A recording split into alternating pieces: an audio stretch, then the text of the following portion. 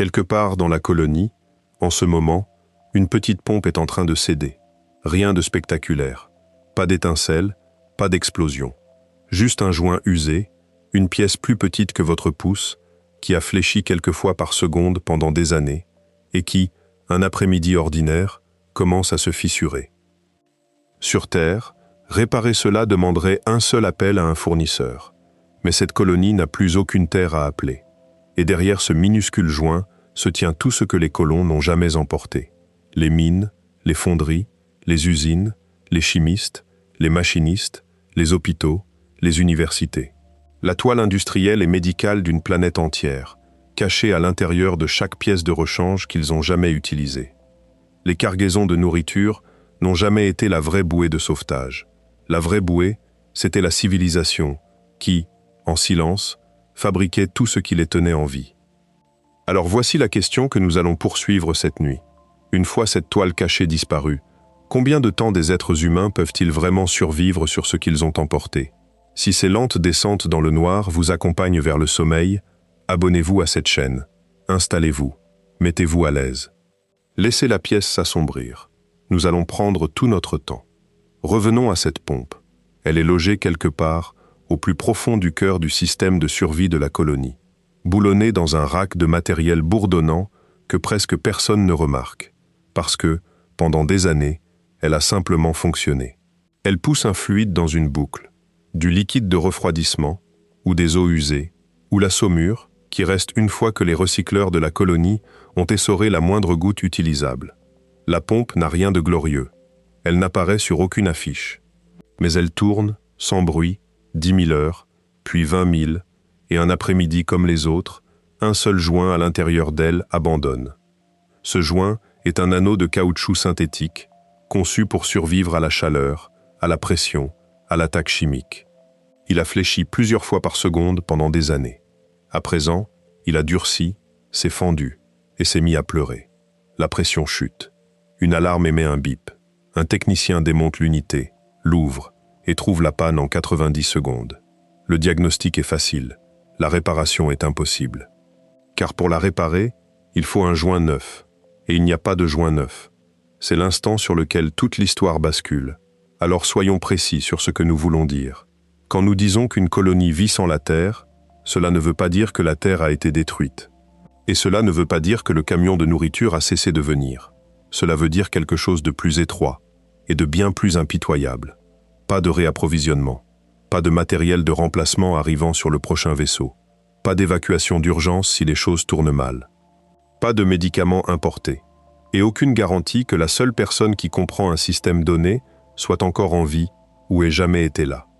Coupez chacune de ces bouées d'un seul coup, et la colonie n'est plus un avant-poste lointain de la civilisation humaine. Elle devient une boîte close, et tout ce qu'elle possédera jamais, elle le possède déjà, ou elle doit d'une manière ou d'une autre le fabriquer elle-même. La colonie ne peut pas appeler un fournisseur, elle ne peut pas attendre 6 semaines un cargo. Elle a exactement une option. Ouvrir un casier de stockage et en sortir un joint de rechange que quelqu'un, des années plus tôt, a eu la prévoyance d'emporter. Et peut-être y en a-t-il un, peut-être y en a-t-il 5. Mais voici l'arithmétique tranquille qui décide de tout. Une pièce de rechange est un objet fini. Une fois que vous l'installez, le compte baisse d'1. La colonie ne fabrique pas de joint neuf, elle dépense un trésor. Et le jour où la dernière pièce de rechange entre dans la dernière pompe, la colonie n'a pas résolu le problème. Elle n'a fait que le repousser. Regardez de près la chose qui a lâché, car ce joint va nous apprendre à quel point tout cela est profond. Il ressemble à rien, un anneau souple que vous pourriez tenir dans le creux de la main. Mais cet anneau est un mélange précis de polymères fluorés, choisi pour rester élastique à travers une plage de température brutale, et pour se moquer des produits chimiques dans lesquels il baigne.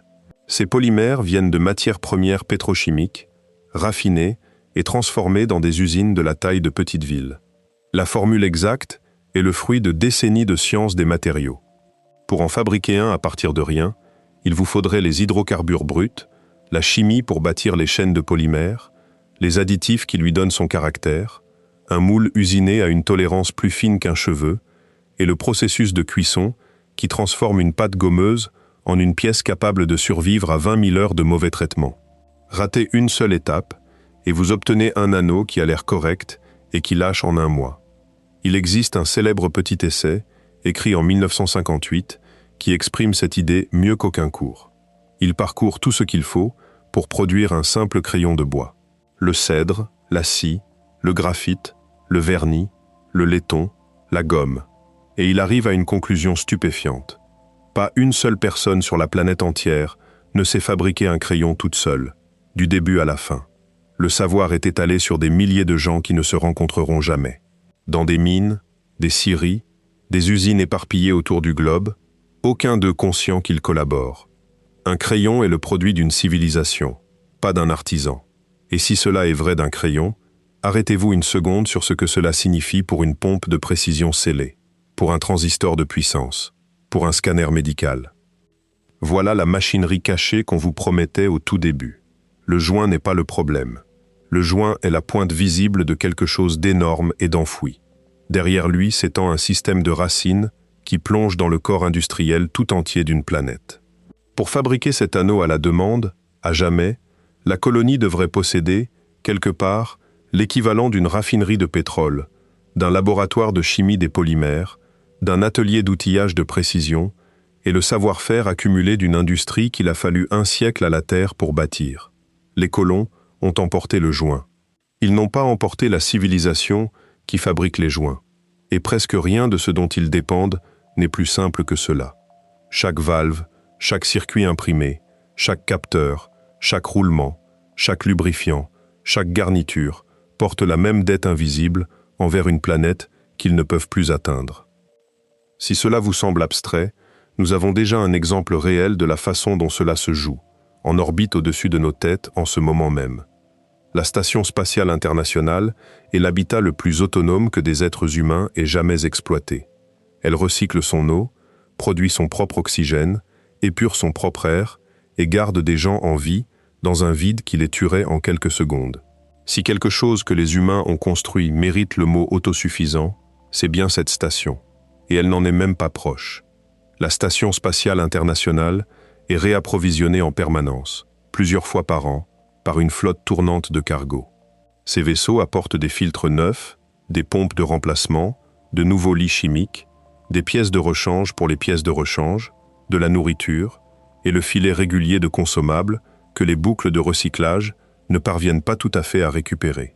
Quand un composant critique lâche là-haut, la solution standard n'est pas de fabriquer une pièce neuve en orbite, c'est d'en faire monter une, ou, dans le pire des cas, de ramener l'équipage à la maison. La station survit non parce qu'elle est indépendante, mais parce qu'elle se tient au bout d'une ligne d'approvisionnement longue de quelques centaines de kilomètres. Couper cette ligne, et l'habitat clos le plus avancé que nous ayons jamais fait voler commencerait, lentement et sûrement, à s'épuiser. Et la partie de cette station qu'on loue le plus souvent comme un triomphe de fermeture est précisément là où le piège se cache. Prenez son eau. Pendant des années, la station a récupéré quelque chose comme 90 à 93% de son eau, récupérant l'humidité du souffle et de la sueur de l'équipage et distillant de l'eau potable à partir de l'urine. Puis les ingénieurs ont ajouté un nouvel appareil, qui va chercher la dernière fraction d'eau tenace piégée dans la saumure résiduelle. Avec lui, la récupération totale d'eau est montée à environ 98%. L'équipe qui gère le système l'a dit simplement. Recueillez 100 litres d'eau, perdez-en environ 2, et les 98 autres continuent de tourner, encore et encore. C'est une véritable merveille d'ingénierie. Et c'est exactement le genre de chiffre qui fait tuer une colonie si on le lit de travers. Car 98% de récupération ne veut pas dire que le système d'eau est autosuffisant. Cela veut dire que le système d'eau est très bon pour recycler, ce qui est une chose complètement différente. Et cette différence est tout l'enjeu de ce qui suit. Cette boucle tourne grâce à du matériel. Elle tourne grâce à un ensemble de distillations dont les pièces mobiles s'usent. Elle tourne grâce à une pile de filtres et de lits chimiques qui s'encrassent peu à peu de minéraux et de pellicules biologiques et qu'il faut remplacer, selon un calendrier, à peu près tous les ans, sinon toute la boucle s'empoisonne et s'étouffe. Elle tourne grâce à des produits chimiques de pré-traitement qu'il faut doser dans l'urine avant le traitement, pour empêcher l'équipement de précipiter des solides et de se détruire lui-même. Ces produits sont des consommables. Ils s'épuisent. ils viennent d'une usine. Sur la station, quand les filtres s'encrassent ou que les produits chimiques baissent, un vaisseau en apporte d'autres. Dans une colonie sans la Terre, aucun vaisseau ne vient. Le taux de recyclage est toujours de 98%. Mais la machine qui recycle s'use, et les produits chimiques qui la nourrissent se tarissent, et il n'y a rien derrière eux. Voilà la distinction à garder en tête, car tout le reste en découle. Recycler, c'est faire reboucler vos ressources pour n'en perdre qu'un peu à chaque tour. L'autosuffisance, c'est pouvoir remplacer la machinerie qui fait boucler, elle-même, à jamais, sans aucune aide de l'extérieur. Une colonie peut recycler presque parfaitement, et mourir tout de même, parce que le recyclage vous achète du temps, tandis que seule l'autosuffisance vous achète un avenir. L'eau continue de tourner jusqu'au jour exact où l'ensemble de distillation se grippe, où il n'y a pas de remplacement et pas d'atelier pour en bâtir un. À cet instant, les 98% deviennent zéro. Pas progressivement, mais dans une seule panne. Le chiffre n'a jamais été ce qui les gardait en vie. C'était la chaîne d'approvisionnement derrière le chiffre. Alors la réponse évidente surgit aussitôt. Fabriquer les pièces, tout simplement. Emporter les outils, emporter un atelier et fabriquer les remplacements à mesure que vous en avez besoin. Et c'est ici que le sol se dérobe. Car fabriquer des pièces vous entraîne dans l'un des trous les plus profonds de toute l'ingénierie. Pour fabriquer un joint de précision, il vous faut un moule taillé à des tolérances extraordinaires. Pour tailler ce moule, il vous faut une machine-outil. Mais cette machine-outil a ses propres roulements, ses propres moteurs, sa propre électronique de commande, ses propres outils de coupe qui s'émoussent et qu'il faut remplacer. Pour les fabriquer, il vous faut d'autres machines-outils. Pour fabriquer celles-là, encore d'autres. La civilisation industrielle est bâtie sur une tour de machines qui fabrique des machines, qui fabrique des machines. Et presque aucun étage de cette tour ne peut recréer l'étage au-dessus de lui à partir de matières premières seules. On ne fait pas naître un semi-conducteur d'un tour à métaux. On ne fait pas pousser un tour à métaux d'un four. Chaque palier exige le palier au-dessus. Et la colonie, quoi qu'elle emporte, n'a emporté qu'une mince tranche de cette tour dans le noir. Et il y a une cruauté particulière cachée dans cet atelier. Une cruauté qui retourne contre elle-même le dernier espoir de la colonie. Pour façonner le métal, il vous faut un outil plus dur que le métal que vous façonnez. Un tranchant, un foret, une matrice, une meule. Mais l'acte de couper est aussi l'acte de détruire l'outil qui coupe. Chaque passage qu'une lame fait sur l'acier use un peu son fil.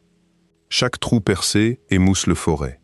Chaque pièce estampée déforme la matrice d'une fraction de plus. L'outil qui fabrique tout est lui-même consommé en fabriquant. Sur Terre, cela est invisible, parce que les outils de remplacement arrivent par caisse entière. La colonie n'a pas de caisse. Ces tranchants sont faits de carbure de tungstène, d'alliage durci, de céramique, parfois garnis de diamants industriels, des matériaux choisis précisément parce qu'ils comptent parmi les substances les plus dures que nous sachions fabriquer, et donc parmi les plus difficiles à fabriquer tout court. Pour produire un outil de coupe neuf, il vous faut un procédé plus dur encore pour le façonner, et des abrasifs pour l'aiguiser. Et ces abrasifs s'usent aussi. Un tranchant émoussé ne cesse pas simplement de fonctionner. Il fonctionne mal, coupant grossier et imprécis, tirant peu à peu les pièces de la colonie, invisiblement, toujours plus loin du juste, de sorte que même une colonie qui possède encore ses machines perd lentement le tranchant dont ces machines dépendent. Vous pouvez porter un tour à métaux à travers le noir. Vous ne pouvez pas porter une réserve sans fin des tranchants qui rendent un tour utile. Et un tour qui n'a plus rien de tranchant pour couper n'est qu'un meuble. Et les moules et les matrices sont pires, car ils ne sont pas polyvalents. Une lame de coupe peut façonner bien des choses, mais un moule qui coule un composant précis ne coule que ce composant-là. Et coulé après coulé, il se dégrade. Les surfaces s'érodent. Le détail fin s'adoucit. Les dimensions dérivent, jusqu'à ce que les pièces qu'il produit ne s'emboîtent plus. Pour fabriquer 100 composants de remplacement différents, la colonie pourrait avoir besoin de 100 moules de précision différents. Chacun un objet difficile en soi, chacun s'usant à son propre rythme, chacun impossible à remplacer une fois que le moyen d'en tailler de nouveau s'est émoussé. Alors l'atelier sur lequel la colonie comptait pour se sauver n'est pas du tout une capacité fixe, c'est une pile de consommables déguisée en machinerie. Des tranchants qui s'émoussent, des abrasifs qui s'épuisent, des matrices qui s'usent, se dépensant en silence chaque fois qu'on s'en sert pour réparer autre chose. L'acte même de réparer la colonie consomme la capacité de la colonie à réparer. Mais le trou le plus profond de tout ce premier acte est un que nous n'avons pas encore touché, et il gît sous le rêve entier de fabriquer des remplacements. Le problème de la mesure. Pour fabriquer une pièce précise, il ne suffit pas de posséder un outil capable de couper le métal. Il faut savoir, à une fraction de cheveux près, que vous l'avez coupé correctement. Et cela exige une référence contre laquelle mesurer, un étalon. Et c'est le piège qui attrape tout le monde, parce que la référence est elle-même un objet physique, et les objets physiques dérivent. Un instrument de mesure s'use, se déforme avec la température, perd sa précision avec l'âge, ce qui veut dire qu'il faut le vérifier contre une référence plus précise, qui doit à son tour être vérifiée contre une plus précise encore. Sur Terre, cela forme une chaîne d'étalonnage ininterrompue qui descend jusqu'aux constantes fondamentales de la physique, entretenues par des laboratoires nationaux dont le seul but est de garder honnêtes les règles du monde. La colonie emporte le maillon supérieur de cette chaîne, et rien de la vaste institution qui la soutient. Lentement, en silence, ses étalons dérivent. Sa capacité à mesurer se dégrade. Et une colonie qui ne peut plus mesurer avec justesse, ne peut plus fabriquer avec justesse.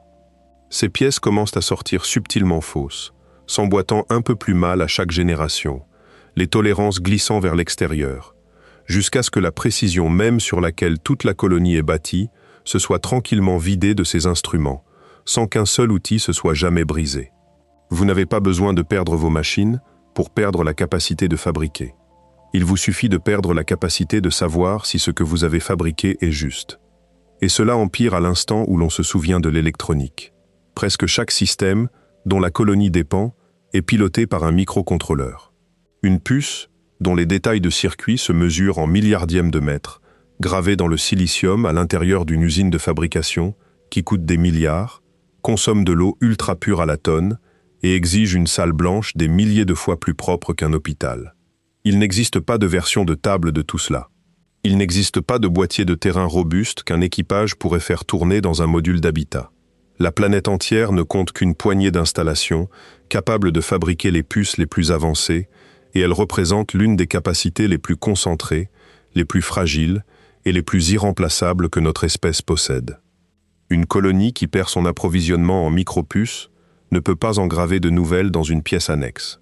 Quand les contrôleurs se mettent à lâcher, et l'électronique lâche, sous l'effet des radiations, des cycles de chaleur, de l'âge, la colonie a des pièces de rechange, puis elle en a moins, puis elle a le même problème que le joint. Sauf que maintenant, c'est le cerveau du système de survie qui s'éteint. C'est le bon moment pour être honnête sur la technologie vers laquelle les gens se tournent toujours comme vers un sauvetage. L'impression tridimensionnelle. Fabriquer les pièces à la demande, sur place, et la crise des pièces de rechange se dissout. C'est une capacité réelle, et elle est vraiment prometteuse, et elle est loin, très loin, d'être aussi puissante que le rêve le laisse croire. Séparons ce qui fonctionne en ce moment de ce qui relève du battage. Ce qui fonctionne en ce moment, aujourd'hui, en orbite, des imprimantes plastiques qui peuvent extruder des outils et de petits composants à partir de bobines de polymère. Parmi les premières choses imprimées dans l'espace, il y eut une petite clé à cliquet, en 2014. Un moment réel et historique. Ce qui fonctionne en ce moment, des unités de recyclage qui broient le plastique usagé et les vieilles pièces imprimées et les retransforment en matière neuve, refermant une petite boucle pour que l'équipage n'ait pas à porter des bobines de matière sans fin. Ces systèmes existent et ils fonctionnent, mais seulement à la toute marge, à échelle limitée. Le métal. En 2024, des ingénieurs ont réussi la première impression tridimensionnelle d'une pièce de métal en orbite, avec une imprimante à fusion laser de la taille d'un four à micro-ondes, qu'il avait fallu monter en pièces détachées et réassembler à bord. C'est un vrai jalon, et il compte. Mais c'est une seule petite pièce de métal, imprimée une fois, comme une démonstration soignée, dans une machine elle-même pleine de lasers, d'optique et d'électronique qu'aucune colonie ne pourrait réparer à partir de rien. Encore sur la planche à dessin, en développement, mais non résolu. Imprimer de l'électronique fonctionnelle, des circuits, des capteurs, le tissu conjonctif de toute machine complexe. Et carrément dans le domaine de la pure extrapolation. démontré nulle part par personne. Imprimer un microprocesseur qui fonctionne, un condensateur électrolytique, scellé pas plus gros qu'un grain de riz, un roulement à billes de précision qui tient ses tolérances, ou un joint souple et résistant aux produits chimiques qui survit à 20 000 heures. Une imprimante peut vous donner une équerre. Elle ne peut pas vous donner un cerveau. Il y a un dernier piège qui fait rarement les gros titres, et les ingénieurs qui font tourner ces systèmes le soulèvent sans cesse. Même quand vous pouvez imprimer une pièce, il vous faut ensuite lui faire confiance.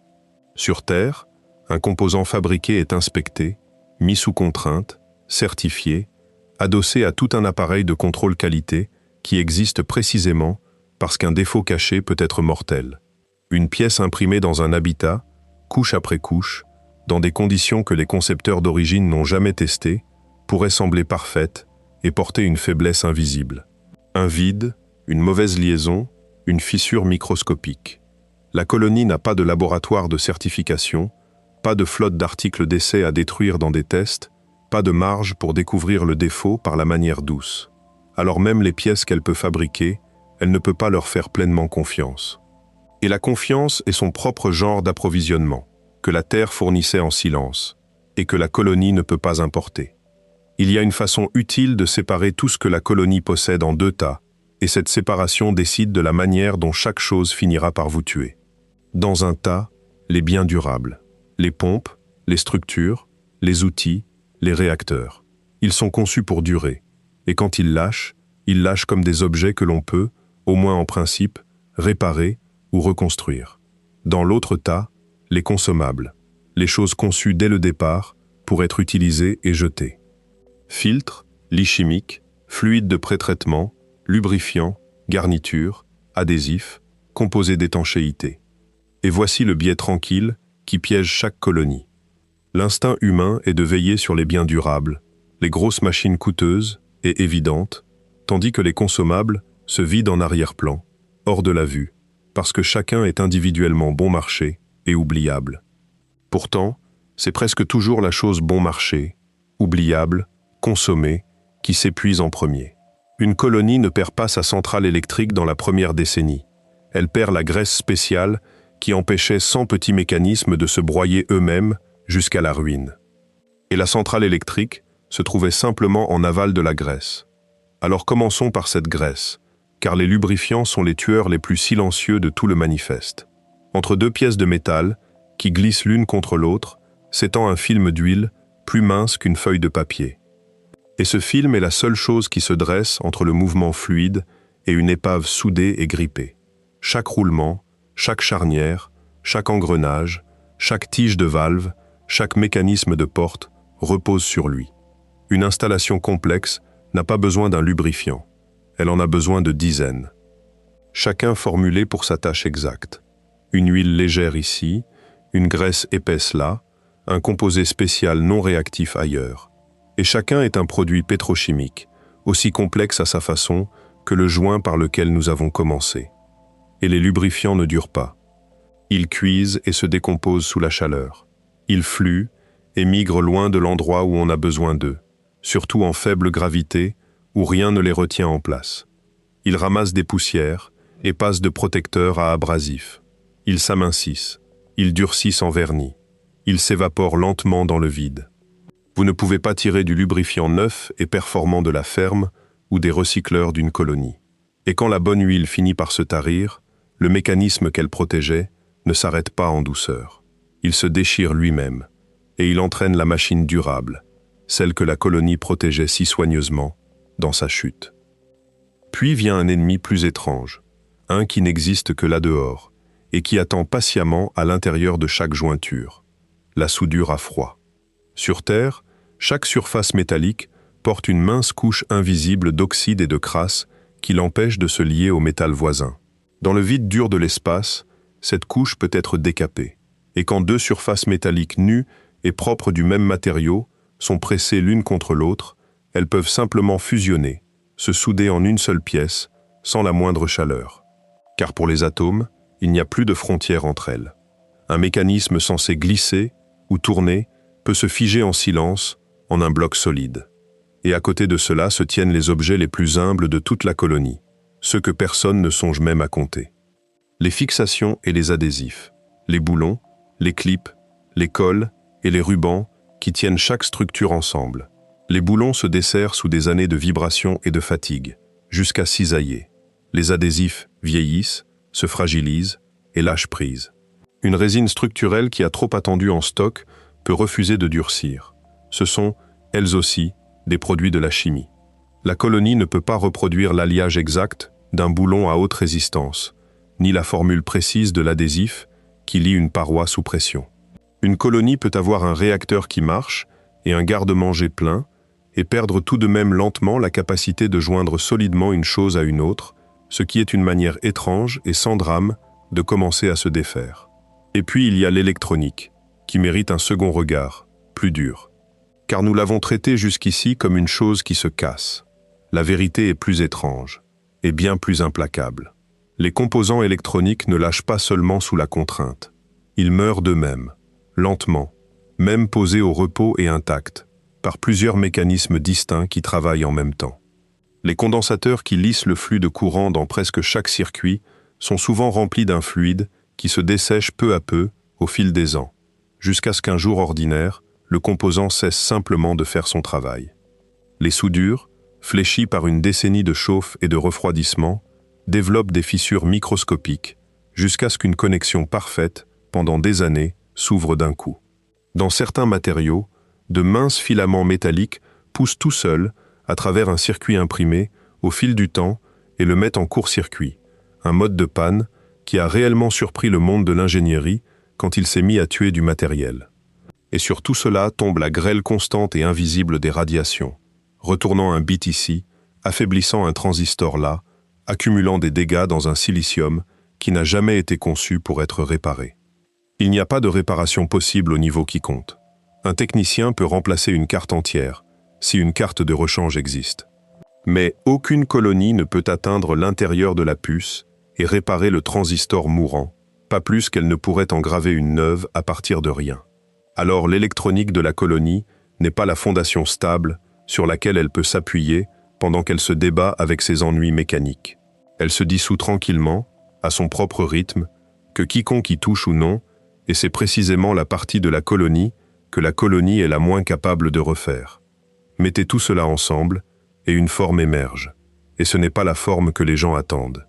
La colonie ne fait pas face à un seul grand interrupteur marqué survie qui se coupe à une date connue. Elle fait face à des milliers d'horloges séparées. Chaque composant critique, chaque pompe, valve, joint, roulement, carte, capteur et lit chimique a sa propre durée de vie moyenne avant de s'user ou de se briser. Certains tiennent des décennies, certains tiennent des mois. Les pièces de rechange de chacun sont une pile finie. Alors la colonie ne tombe pas d'un seul coup. Elle tombe une pièce à la fois, en silence, selon un calendrier que personne ne peut voir en entier. À mesure que chaque petite horloge s'épuise et que chaque pile de rechange se vide, la vraie question, celle autour de laquelle tout ceci est bâti, est brutalement simple. La colonie peut-elle refaire ce qu'elle perd plus vite qu'elle ne le perd? Pour certaines pièces, la réponse pourrait être oui. Une équerre se fend, on en imprime une neuve, la vie continue, et cette panne est récupérable. Pour d'autres, la réponse est un non catégorique. Le dernier contrôleur scellé meurt, il n'y a aucun moyen d'engraver un autre. Et cette seule panne ne se contente pas de casser une machine. Elle déclenche quelque chose qui ne peut pas être inversé. Et remarquez ce que cela signifie pour la manière dont la fin arriverait vraiment. Elle ne ressemblerait pas à une explosion. Elle ressemblerait à une colonie qui vide tranquillement son inventaire. Une colonie qui semble fonctionner parfaitement. Lumières allumées, boucles qui tournent, gens vacants à leur journée. Pendant que le compte des rechanges irremplaçables descend, dans une réserve que personne ne visite. Le compte à rebours a déjà commencé, à l'instant où la ligne d'approvisionnement a été coupée. Il est juste silencieux. Et les colons peuvent ne pas le sentir pendant des années, parce que les premières pannes sont faciles, et que les rechanges sont abondantes, et que les recycleurs ronronnent à 98%, et que tout semble aller bien. Mais voici ce qui devrait vous garder éveillé encore un instant. Tout ce dont nous avons parlé jusqu'ici, le joint, la pompe, la puce, l'imprimante, la tour entière de machines qui font des machines, tout cela est la partie du problème que vous pouvez tenir dans la main. C'est mécanique. Cela s'use. On le remplace. Et tant qu'on peut le remplacer, on survit. C'est la moitié simple de la question. Car la colonie n'est pas seulement une machine, elle est aussi vivante. Elle respire, elle mange, elle fait pousser sa nourriture, elle retraite ses propres déchets pour en refaire l'air et l'eau qui la maintiennent en vie, dans une boucle bien plus complexe qu'aucune pompe. Et cette boucle vivante ne fait pas que s'user. Elle fuit, en silence. À chaque cycle, elle perd quelque chose. Pas une pièce que l'on peut imprimer, mais des atomes que l'on ne récupérera jamais. Ce qui veut dire que la prochaine panne à comprendre n'est pas du tout une machine cassée. C'est l'enseignement invisible des éléments mêmes qui tiennent un corps en vie. Suivez un seul atome de carbone un instant, car son voyage est sur le point d'expliquer pourquoi une colonie peut tout faire correctement et mourir de faim tout de même. Il commence à l'intérieur d'un grain de blé qui pousse dans la ferme de la colonie. Un colon mange le grain. Son corps le décompose, en tire l'énergie et exhale le carbone dépensé sous forme de dioxyde de carbone dans l'air de la cabine. Les épurateurs d'air balaient ce dioxyde de carbone. Une partie en est donnée aux plantes, qui l'inspirent, le recousent en sucre grâce à la lumière et le verrouillent une fois de plus dans un grain de blé. Et le tour recommence. Du corps à l'air, à la plante, au corps. Une boucle si élégante qu'elle peut ressembler à un mouvement perpétuel. Et ce sentiment est l'illusion la plus dangereuse de toute la colonie, car la boucle n'est pas fermée, elle est seulement serrée. À chaque tour du cercle, quelques atomes s'échappent par une fissure que vous ne pouvez pas voir, et ils ne reviennent pas. C'est le cœur du problème biologique, et c'est une menace d'un genre complètement différent de celle que nous venons de quitter. Il y a un instant, l'ennemi était l'usure. Des pièces qui se brisent et qu'il faut remplacer. Ici, l'ennemi est la fuite, la matière qui s'échappe de la boucle et qui est partie pour de bon. Une pompe cassée est un événement net. Elle lâche, vous le remarquez, vous réagissez. Une fuite est une pente. Elle ne déclenche jamais d'alarme. Elle tourne simplement en arrière-plan pendant des années, drainant la colonie des atomes précis dont un corps humain ne peut pas se passer, tandis que chaque jauge sur le mur affiche normal. Commençons par le cas le plus propre, celui dont la colonie sera la plus fière, l'eau. Nous avons déjà rencontré le chiffre, environ 98% de récupération, la meilleure fermeture jamais atteinte sur la Station spatiale internationale. Tenez ce chiffre à la lumière et demandez ce que font les 2% restants. 2% perdus par passage, cela paraît dérisoire, presque une erreur d'arrondi. Mais une colonie close ne fait pas tourner la boucle une seule fois. Elle la fait tourner en continu, cycle après cycle, année après année, et des pertes aussi petites se composent d'une manière que l'esprit humain est incapable de ressentir. Imaginez que la boucle brasse tout le stock d'eau bien des fois dans l'année. Perdez 2% à chaque tour. Vous ne perdez pas 2% par an. Vous payez ce péage encore, et encore, et encore. L'eau qui disparaît ne s'évapore pas dans le néant. Elle se retrouve verrouillée dans des endroits d'où vous ne pouvez pas facilement la ramener. Piégée dans la boue de saumure que les recycleurs ne peuvent pas essorer complètement. Liée dans le corps des plantes qui poussent et dans la structure des déchets solides. Rejetée à l'extérieur sous forme de vapeur chaque fois qu'un sas s'ouvre ou qu'un joint respire. Aucune de ces pertes n'est une catastrophe. Additionnées sur des années, elles sont un retrait lent d'un compte qui ne reçoit aucun dépôt. Élargissez maintenant le cadre, car voici l'idée qui réorganise tout. Dans un habitat vivant, l'air, l'eau, la nourriture et les déchets ne sont pas 4 systèmes. Ils sont un seul, une seule chimie couplée. Et vous ne pouvez pas tirer sur un fil sans déplacer tous les autres. Le carbone que vous exhalez est le carbone dont une plante a besoin.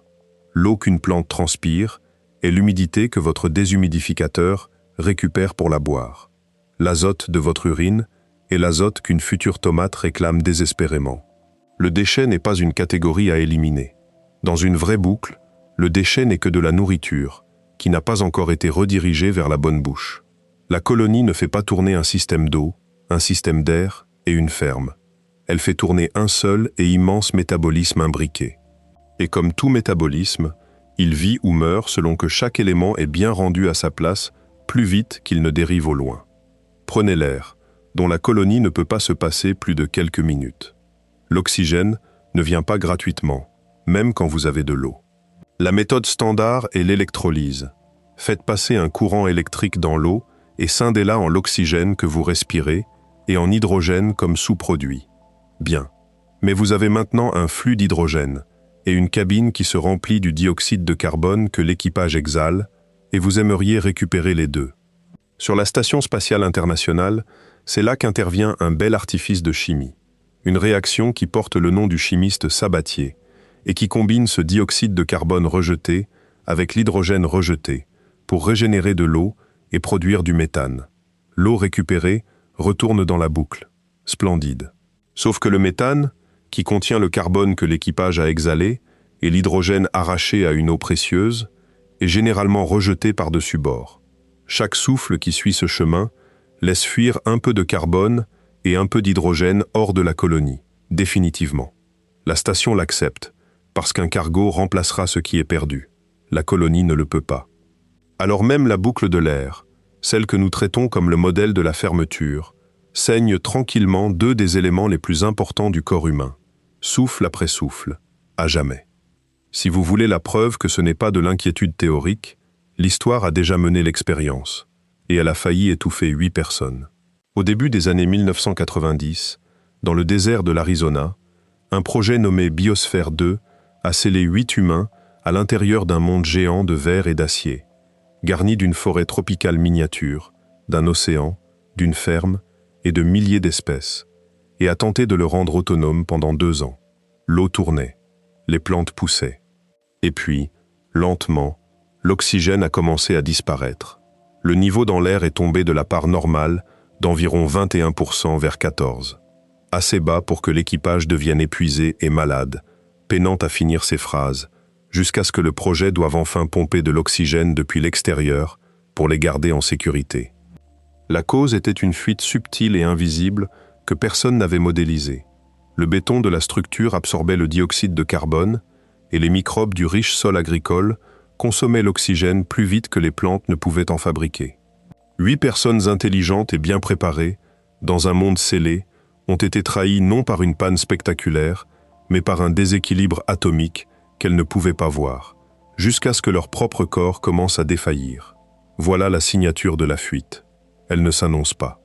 Elle infléchit simplement la pente vers le bas, pendant que tout le monde répète que tout va bien. Alors si l'eau est difficile, et l'air plus difficile encore, la boucle vraiment éprouvante est celle qui doit tout livrer à la fois, plus tout le reste dont un corps a besoin, la nourriture. Et la nourriture est là où l'écart entre recycler et être autosuffisant devient un gouffre. Nous avons ici un repère honnête et dégrisant.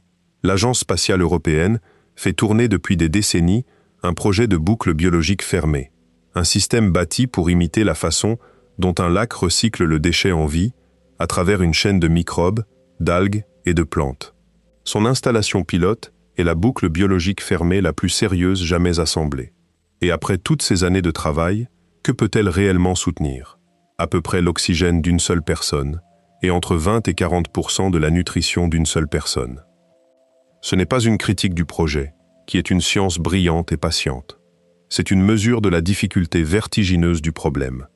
La boucle fermée de nourriture et d'air la plus avancée que l'humanité ait bâtie nourrit une fraction d'un seul humain.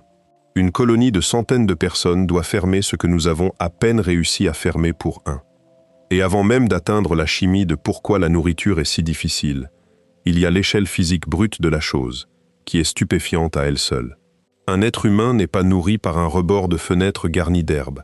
Une personne mange environ 1 demi-kilo de nourriture sèche chaque jour, et faire pousser cela à partir de rien, sous lumière artificielle, demande une quantité saisissante des 2 choses que la colonie peut le moins se permettre de gaspiller.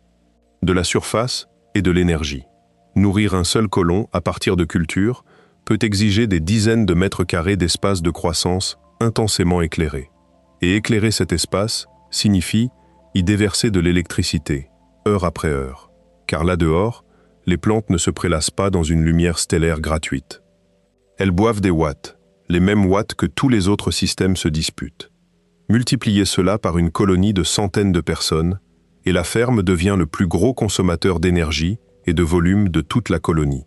Un énorme moteur incandescent qui ne doit jamais être éteint, parce que le jour où les lumières faiblissent est le jour où l'approvisionnement en nourriture commence à mourir. Puis vient la question de respirer au rythme des plantes, ce qui sonne poétique et se révèle un problème de régulation qui peut vous étouffer. L'équipage exhale du dioxyde de carbone et inspire de l'oxygène, jour et nuit, sans pause. Les plantes absorbent le dioxyde de carbone et libèrent l'oxygène, mais seulement quand elles sont éclairées, et seulement à des rythmes qui montent et descendent avec leur croissance. Les deux rythmes ne coïncident pas. Une culture fraîchement récoltée cesse d'un coup de produire de l'oxygène. Une culture dans l'obscurité en consomme. Alors la colonie ne peut pas simplement câbler la ferme à l'équipage et faire confiance au gaz pour s'équilibrer. Elle doit tenir de grandes réserves d'oxygène et de dioxyde de carbone et gérer activement le va-et-vient entre eux, tamponnant l'un contre l'autre, sinon l'air de la cabine dérive, trop de dioxyde de carbone ici, trop peu d'oxygène là, vers des niveaux qui d'abord engourdissent l'esprit, puis arrêtent le cœur. La boucle biologique ne se régule pas d'elle-même. Elle doit être pilotée en permanence, comme un avion qu'on n'autorise jamais à se poser. Et sous tout cela se tient l'atmosphère elle-même, que nous avons tendance à traiter comme simplement là, et qui est en vérité un consommable de plus qui se draine tranquillement. Chaque habitat fuit, aucun joint n'est parfait. L'air suinte au dehors par les raccords, les écoutilles et les parois elles-mêmes, molécule par molécule, dans le vide au dehors. Et chaque cycle de sas exhale un peu plus de l'atmosphère de la colonie, pour toujours. Cet air perdu n'est pas seulement de l'oxygène. La plus grande partie de ce que nous respirons est de l'azote, un gaz inerte qui remplit la pression et tient le feu en respect. Et l'azote, comme nous le verrons, est l'un des éléments les plus précieux et les plus difficiles à récupérer que la colonie possède. Alors chaque fuite lente de la pression de la cabine est aussi une fuite lente de l'azote même, dont la ferme meurt de faim, rejetée inutilement dans le vide alentour. Même l'air autour d'eux, la chose la plus invisible de toutes, est un réservoir qui, imperceptiblement, se vide toujours. Pourquoi la nourriture est-elle tellement plus difficile que l'eau? À cause de ce que chacune est. L'eau est une seule molécule. Récupérez la molécule, et vous avez fini. L'eau, c'est de l'eau. La nourriture n'est pas une seule chose.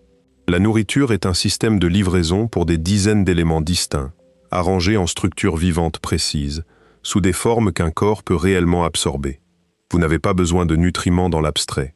Vous avez besoin d'azote et de phosphore et de potassium et de soufre. Vous avez besoin de calcium et de fer et de zinc et d'une longue liste de métaux à l'état de traces.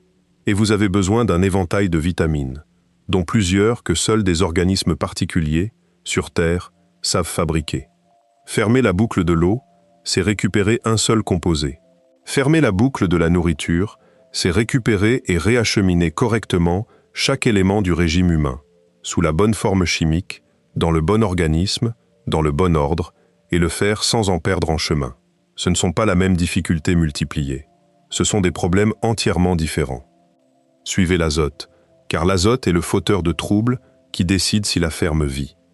Votre corps rejette l'azote, surtout dans l'urine. Une plante ne peut pas utiliser cet azote directement. Il doit être converti par des communautés de bactéries en la forme de nitrate que les racines peuvent boire. Cette conversion est exactement ce que les étages microbiens de la boucle européenne sont bâtis pour faire.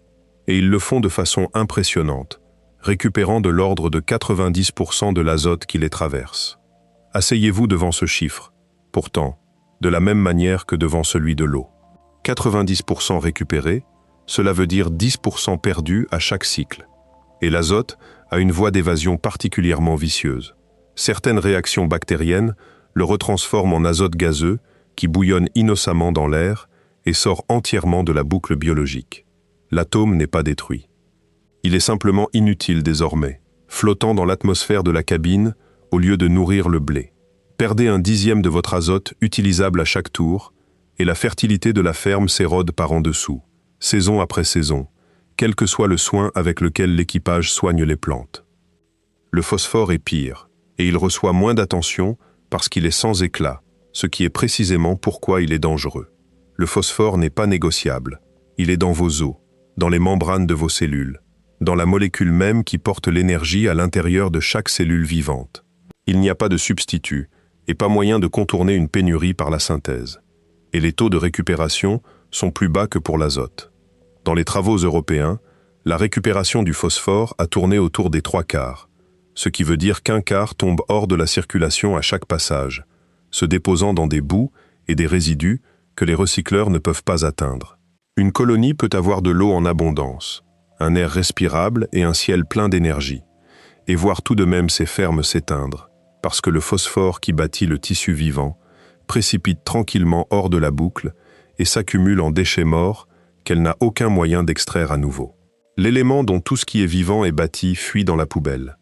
Il y a une couche de cruauté de plus dans le problème de la nourriture, et ce sont les vitamines.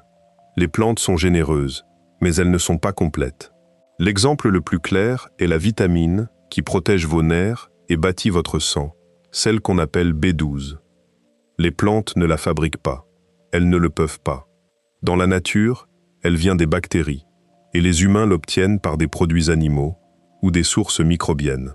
Une colonie qui s'imagine pouvoir survivre sur une ferme de pure culture planifie, sans le savoir, un lent déclin neurologique à travers toute sa population. Engourdissement, anémie, atteinte des nerfs, arrivant en silence sur des mois et des années. Alors la boucle ne peut pas être faite de plantes seules. Elle doit inclure les microbes, et peut-être les animaux, qui fabriquent ce que les plantes ne peuvent pas, ce qui veut dire plus d'organismes, plus de compartiments, plus de points de panne, plus d'endroits par où les atomes peuvent fuir.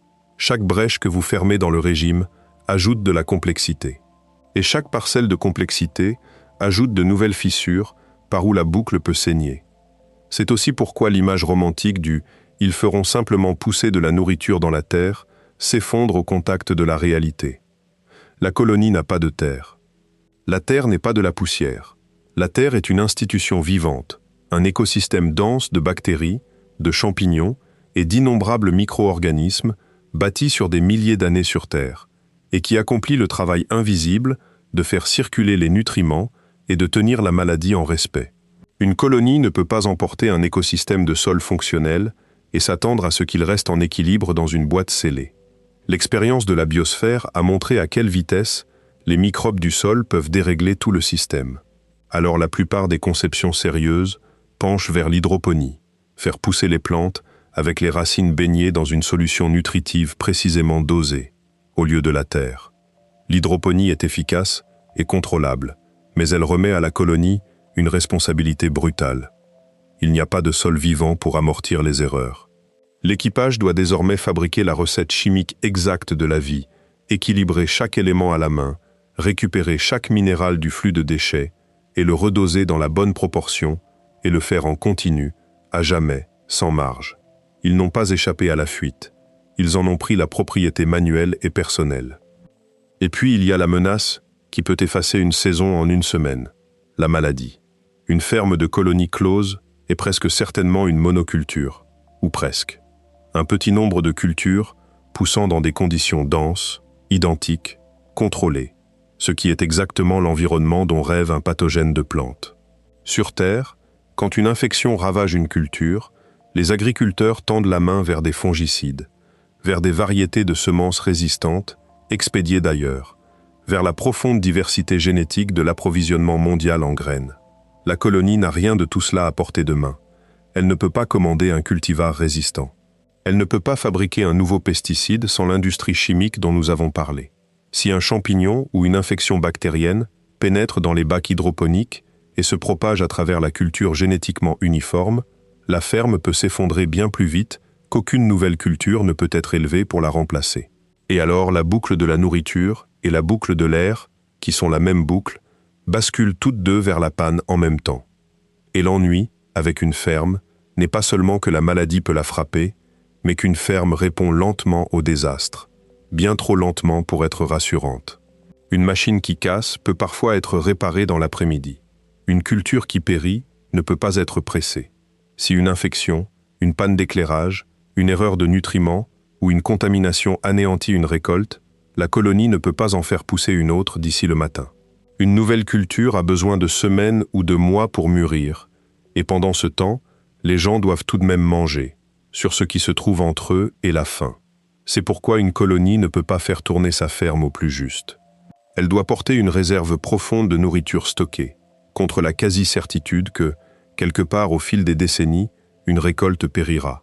Et elle doit tenir cette réserve tout en luttant contre la lente détérioration qui ronge tout stock avec le temps. L'écart entre une culture qui meurt et la suivante qui mûrit est une fenêtre de pure vulnérabilité. Et une colonie qui a trop rogné ses marges peut tomber par cette fenêtre avant que ses champs ne se rétablissent. Pire, la colonie ne peut pas faire pousser n'importe quoi. Elle est limitée à la poignée de cultures qu'elle a songé à emporter et qu'elle peut réellement cultiver dans un monde scellé, en faible gravité, éclairé artificiellement. Un court catalogue, à côté des milliers d'espèces qui nourrissent la Terre. Un menu étroit est un menu fragile.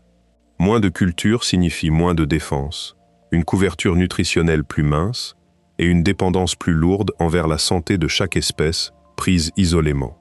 Et les plantes elles-mêmes sont la proie du même déclin silencieux qui menace les gens qui les cultivent. Les graines ne se conservent pas éternellement. Leur capacité à germer s'estompe avec les années, et le stock de semences vivantes doit être continuellement replanté pour rester viable. Chaque replantation est une nouvelle génération, et chaque génération, dans une petite population isolée de plantes, perd un peu de diversité génétique, par le même effet fondateur qui hante les colons. Dérivant, se rétrécissant, oubliant lentement la résistance que ses ancêtres portaient. La colonie ne gère pas seulement un patrimoine génétique humain à travers les générations. Elle en gère un botanique en même temps, par la même arithmétique impitoyable. Et une lignée de culture qui s'amincit trop devient une lignée à une mauvaise saison de disparaître, emportant avec elle un morceau de l'approvisionnement de la colonie qu'aucun entrepôt ne peut remplacer. Rassemblons tout cela en une seule image honnête. Appelons-la le grand livre des fuites. Dans une colonne, listez les éléments dont une colonie ne peut pas se passer. Eau, carbone, oxygène, azote, phosphore, potassium, soufre et les métaux à l'état de trace et les vitamines qui les accompagnent. À côté de chacun, écrivez son taux de récupération, puis écrivez ce qu'il advient du reste. Eau, environ 98% récupérée, le reste piégé dans la saumure et la biomasse et la vapeur rejetée. Carbone, fuyant sous forme de méthane rejeté et verrouillé dans les déchets solides. Azote, environ 90% récupéré, le reste s'échappant en gaz dans l'air. Phosphore, autour des 3/4. À travers chaque ligne de ce registre court un petit nombre négatif. Et voici l'horreur tranquille de la chose. La colonie peut recycler tout exactement comme promis, faire tourner ses boucles à un rendement record, et voir tout de même chaque élément tendre vers le bas. Nous recyclons tout n'a jamais été une promesse de survie. C'était la description d'une pente. Le recyclage n'arrête pas la perte, il la ralentit seulement. Et une fuite simplement ralentie reste, avec assez d'années, une fuite qui vide le réservoir. Et le registre, malgré toute sa noirceur, n'a suivi que ce qui s'échappe. Un monde scellé a aussi le problème inverse, et il est tout aussi silencieux. Tout, à l'intérieur de l'habitat, exhale lentement des molécules dans l'air. Pas l'équipage, les matériaux. Les plastiques, les adhésifs, l'isolation, l'électronique, les peintures et les corps humains eux-mêmes, tous dégagent un brouillard faible et incessant de composés volatiles. Des traces de formaldéhyde, d'ammoniac, de méthanol et un long catalogue d'autres. Sur Terre, une atmosphère entière se tient prête à diluer ce brouillard jusqu'au néant, et nous ne le sentons jamais. Dans un habitat clos, il n'y a nulle part où tout cela puisse aller. Alors il s'accumule, quelques parties par million, puis quelques-unes de plus, grimpant en arrière-plan, pendant que chaque jauge importante affiche normale. La Station spatiale internationale lutte contre cela en permanence, avec un système dédié, bâti autour de lits de charbon actifs et de brûleurs catalytiques qui détruisent les pires molécules avant qu'elles n'atteignent des niveaux nocifs.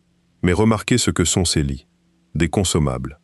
Ils se saturent, ils s'épuisent, et il faut les remplacer selon un calendrier, exactement comme les filtres de la boucle de l'eau. Une colonie qui ne peut plus remplacer ses lits de dépollution ne fait pas face à un empoisonnement spectaculaire, elle fait face à quelque chose de plus lent et de plus étrange. Son propre air se retournant peu à peu contre elle, non par une brèche ou une fuite, mais par le dégazage patient des parois et de l'équipement même censé la maintenir en vie. Le danger n'est pas seulement ce qui s'échappe de la boucle, c'est aussi ce que la boucle n'a aucun moyen d'expulser. Il y a une seconde population invisible dans ce monde scellé, et la vie de la colonie en dépend, même si elle en est menacée. Les microbes. Un habitat n'est pas stérile, et il ne doit pas l'être, car la colonie s'appuie sur les micro-organismes à chaque tournant. Les bactéries qui font tourner les boucles de recyclage, les colonies qui convertissent le déchet en engrais, les écosystèmes invisibles qui font tourner le cycle biologique tout entier. Mais un environnement chaud, humide et scellé est aussi un paradis pour les microbes. Personne ne veut de pellicule bactérienne. Des tapis visqueux et stratifiés de bactéries rampent à l'intérieur des conduites d'eau, obstruant les passages et corrodant tranquillement le métal de l'intérieur. La moisissure trouve les surfaces humides et les recoins cachés et s'installe. Les équipages en orbite ont combattu des moisissures récurrentes pendant des décennies, les récurrents encore et encore, parce que, dans une boîte close, elles ne partent jamais vraiment. Et à long terme, quelque chose de plus troublant se produit. Les microbes évoluent, et ils évoluent vite, génération après génération, à l'intérieur de l'environnement même que la colonie ne peut pas fuir, devenant peut-être plus agressifs, plus résistants, mieux adaptés à l'habitat que l'habitat ne l'est à eux.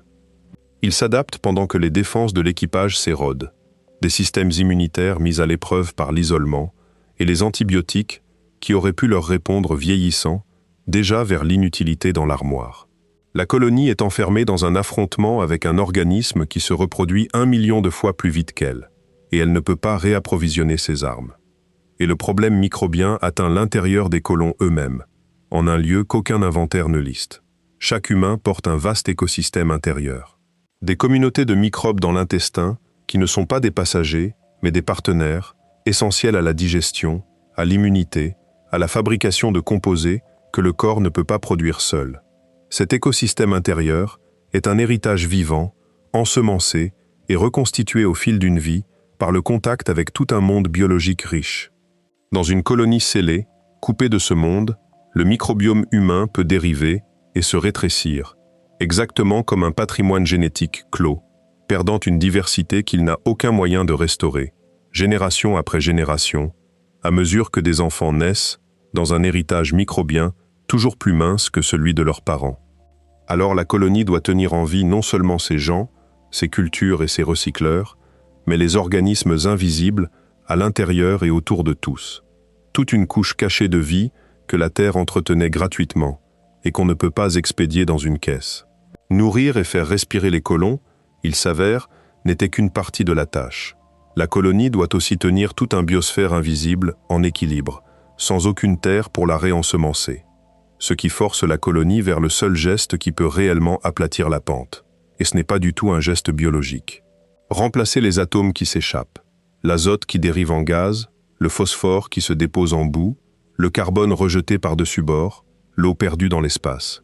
La colonie doit trouver de nouvelles réserves de ces éléments quelque part dans son environnement et les injecter pour compenser la fuite.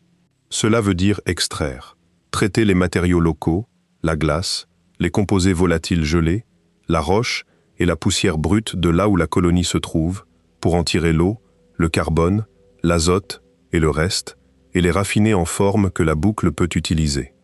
Vivre sur la terre locale au lieu de la planète mère. Et remarquez ce qui vient de se passer. Le problème biologique a tendu le bras et attrapé le problème industriel par le col. Pour empêcher la boucle vivante de se vider de son sang, la colonie a besoin de fours, d'extracteurs chimiques, de raffineries et de la machinerie pour les faire tourner. La base industrielle même dont nous avons passé si longtemps à établir la fragilité. La ferme ne peut pas se sauver elle-même. Elle a besoin de l'usine.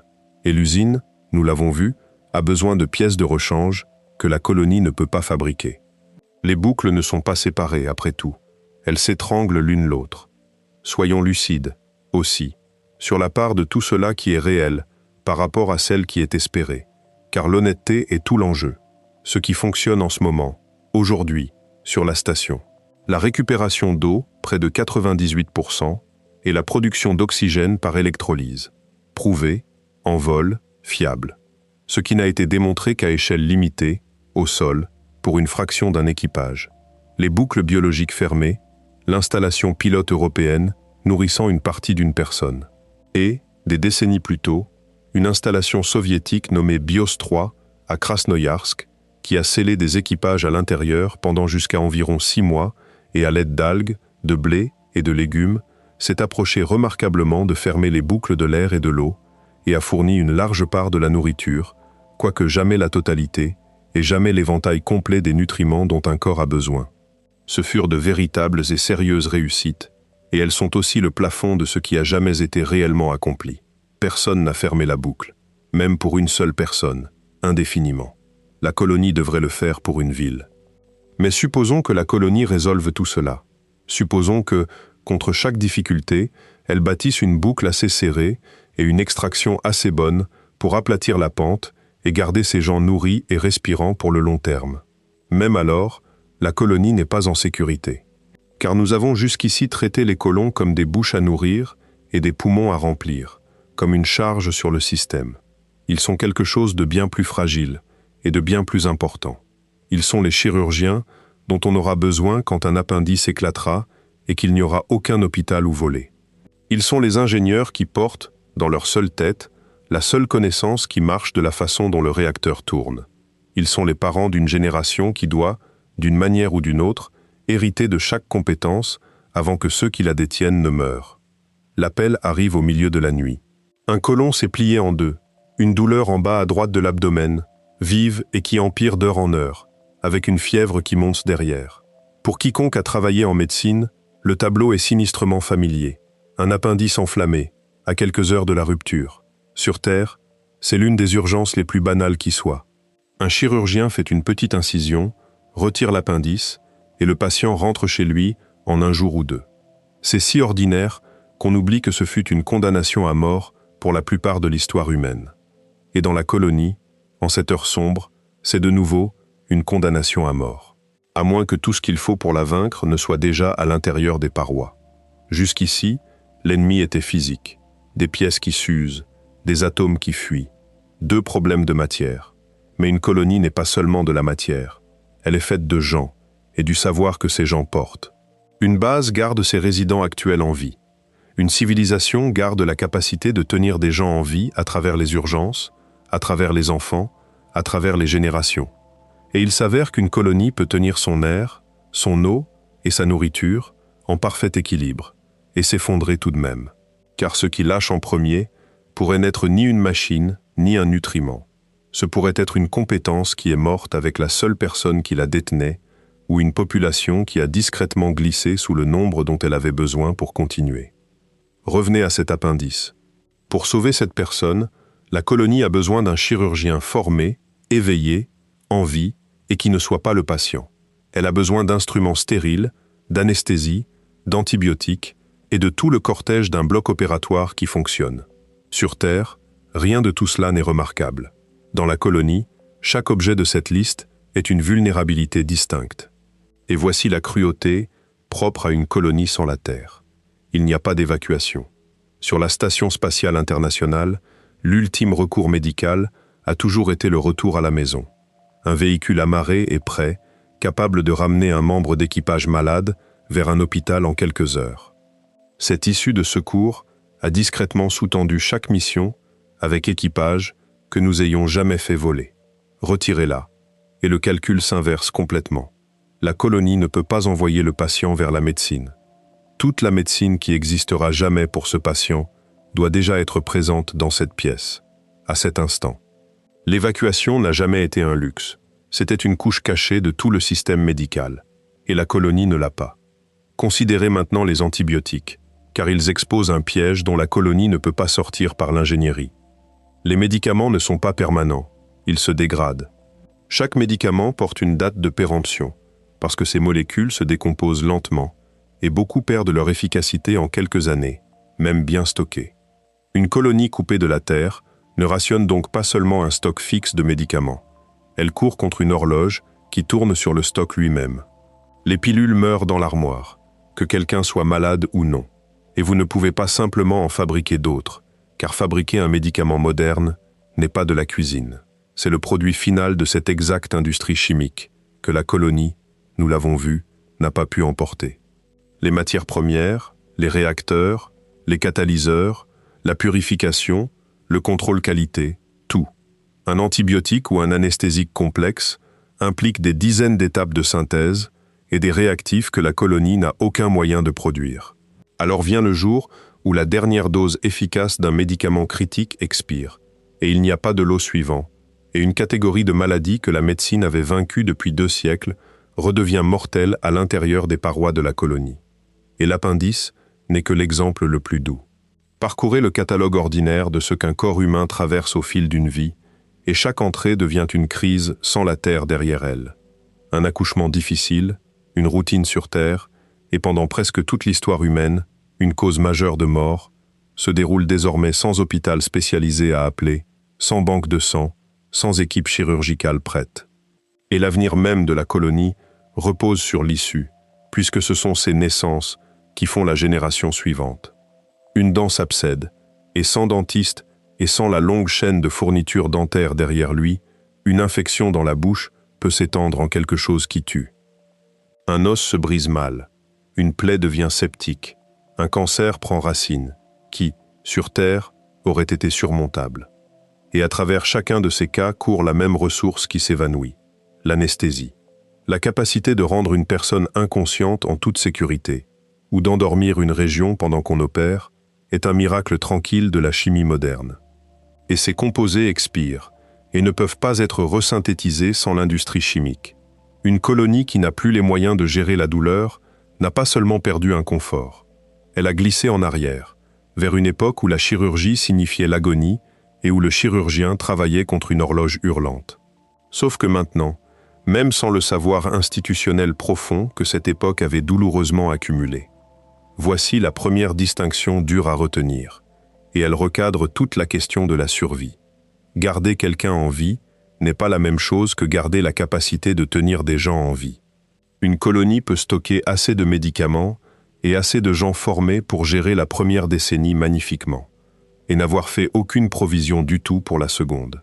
Quand les médicaments sont partis, que l'équipement s'est usé et que les médecins d'origine vieillissent, la survie mesurée en résident est une photographie.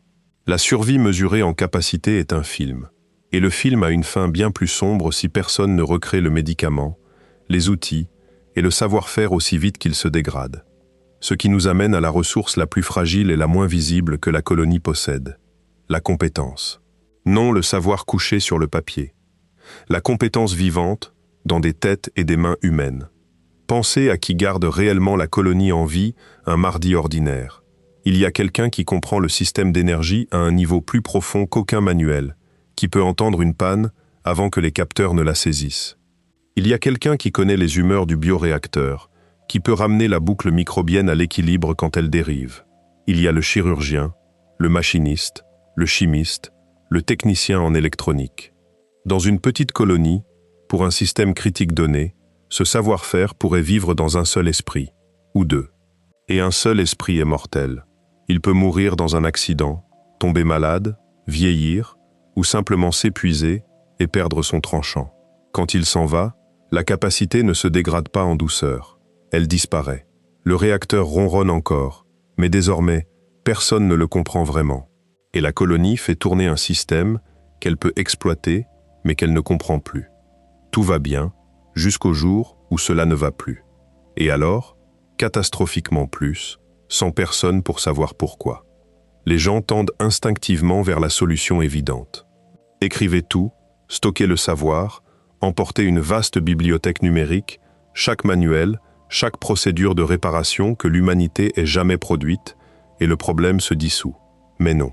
Et comprendre pourquoi est au centre de tout. Un document n'est pas une compétence.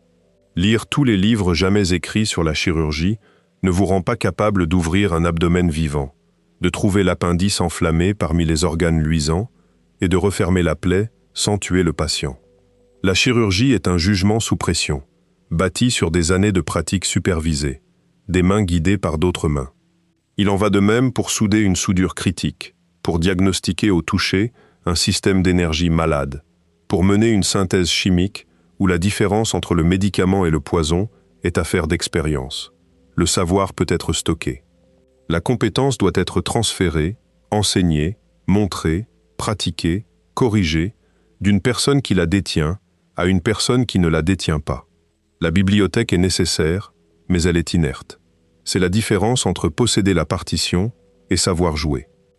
Alors l'éducation cesse d'être un agrément de confort et devient un système de survie, au sens le plus littéral. La colonie ne doit pas seulement garder ses experts en vie, elle doit les copier. Chaque compétence critique doit être délibérément reproduite dans la génération suivante avant que les gens qui la détiennent ne s'en aillent. Et reproduite non pas une fois, mais dans plusieurs personnes, de sorte que la perte d'un seul esprit soit survivable. C'est un fardeau vertigineux pour une petite population. Un chirurgien doit former de nouveaux chirurgiens tout en étant le chirurgien. Un maître machiniste doit enseigner l'usinage tout en gardant les machines en marche. La colonie tente de faire tourner une civilisation et de mener l'apprentissage de cette civilisation entière en même temps, avec un tout petit nombre de professeurs et une échéance impitoyable mesurée en vies humaines. Si ne serait-ce qu'une compétence essentielle ne parvient pas à faire le saut vers la génération suivante, si la chaîne d'enseignement se rompt pour un seul métier, cette capacité est perdue. Et contrairement à une pièce de rechange, vous ne pouvez pas la commander sur une étagère, parce que l'étagère était une personne, et la personne est morte. Et enseigner, il s'avère, n'est pas gratuit non plus. Cela coûte la seule ressource dont une petite colonie a le moins, le temps, mesuré en heures humaines. La maîtrise d'un vrai métier n'est pas un stage de week-end. Pour faire un chirurgien compétent, un vrai machiniste, un chimiste à qui l'on peut confier les médicaments de la colonie, il faut des années de pratique patiente et supervisée. Une décennie de la vie de quelqu'un, parfois plus, dont une grande part passée à apprendre au coude d'une personne qui sait déjà. Mais dans une colonie où chaque adulte fait déjà le travail de 2 ou 3 personnes, qui a ces années à donner? Le même expert qui doit garder le réacteur en marche est le seul qui puisse enseigner à la personne suivante comment le faire tourner. Et il n'y a qu'un nombre limité d'heures dans une journée. Le professeur ne peut pas enseigner et opérer en même temps. Et l'élève ne peut pas atteindre la maîtrise tout en tirant aussi sa pleine part du travail qui garde tout le monde en vie. Alors la colonie est prise dans un étau fait d'arithmétique. Elle a besoin de reproduire chaque compétence essentielle, de façon redondante, dans une nouvelle génération, et elle peut simplement ne pas contenir assez d'heures d'enseignement pour le faire. Un métier qui ne peut pas être transmis assez profondément à assez de gens avant que son détenteur ne vieillisse est un métier déjà à moitié perdu. Une colonie peut être pleine de jeunes gens volontaires et capables, et ne pas parvenir à transmettre ce qu'elle sait, non par manque d'intelligence ou d'effort, mais parce qu'il n'y a jamais eu assez de mains et assez d'heures pour enseigner tout ce qu'il fallait enseigner, tout en restant en vie. Et cela suppose qu'il y ait une génération suivante, ce qui ouvre sur la contrainte la plus profonde de toutes, celle qui opère sur une échelle de temps plus longue qu'aucune vie individuelle. La population elle-même et l'arithmétique impitoyable de la génétique. Une colonie qui entend durer des siècles doit faire quelque chose qu'aucun équipage spatial n'a jamais fait, se reproduire, génération après génération, dans l'isolement. Et la reproduction dans un petit groupe clos se heurte de plein fouet à un mur que les biologistes de la conservation connaissent intimement, l'effet fondateur et la dépression de consanguinité. Quand une population part d'un petit nombre de fondateurs, elle ne porte qu'une mince tranche de la variété génétique de l'espèce dont elle est issue. À mesure que ce petit groupe se croise au fil des générations, les traits récessifs nuisibles qui sont normalement rares se concentrent, remontent à la surface plus souvent et s'accumulent. La diversité génétique s'érode, la santé décline, la fertilité peut chuter, la population peut plonger en vrille, non à cause d'une menace extérieure, mais parce que les mathématiques des petits nombres se sont retournées vers l'intérieur. Ce n'est pas de la spéculation. La Terre a mené l'expérience à plusieurs reprises, en plein air, et les résultats sont inscrits dans de vraies populations humaines. L'Islande a été colonisée, il y a environ 11 siècles, par quelque chose comme 10 000 personnes.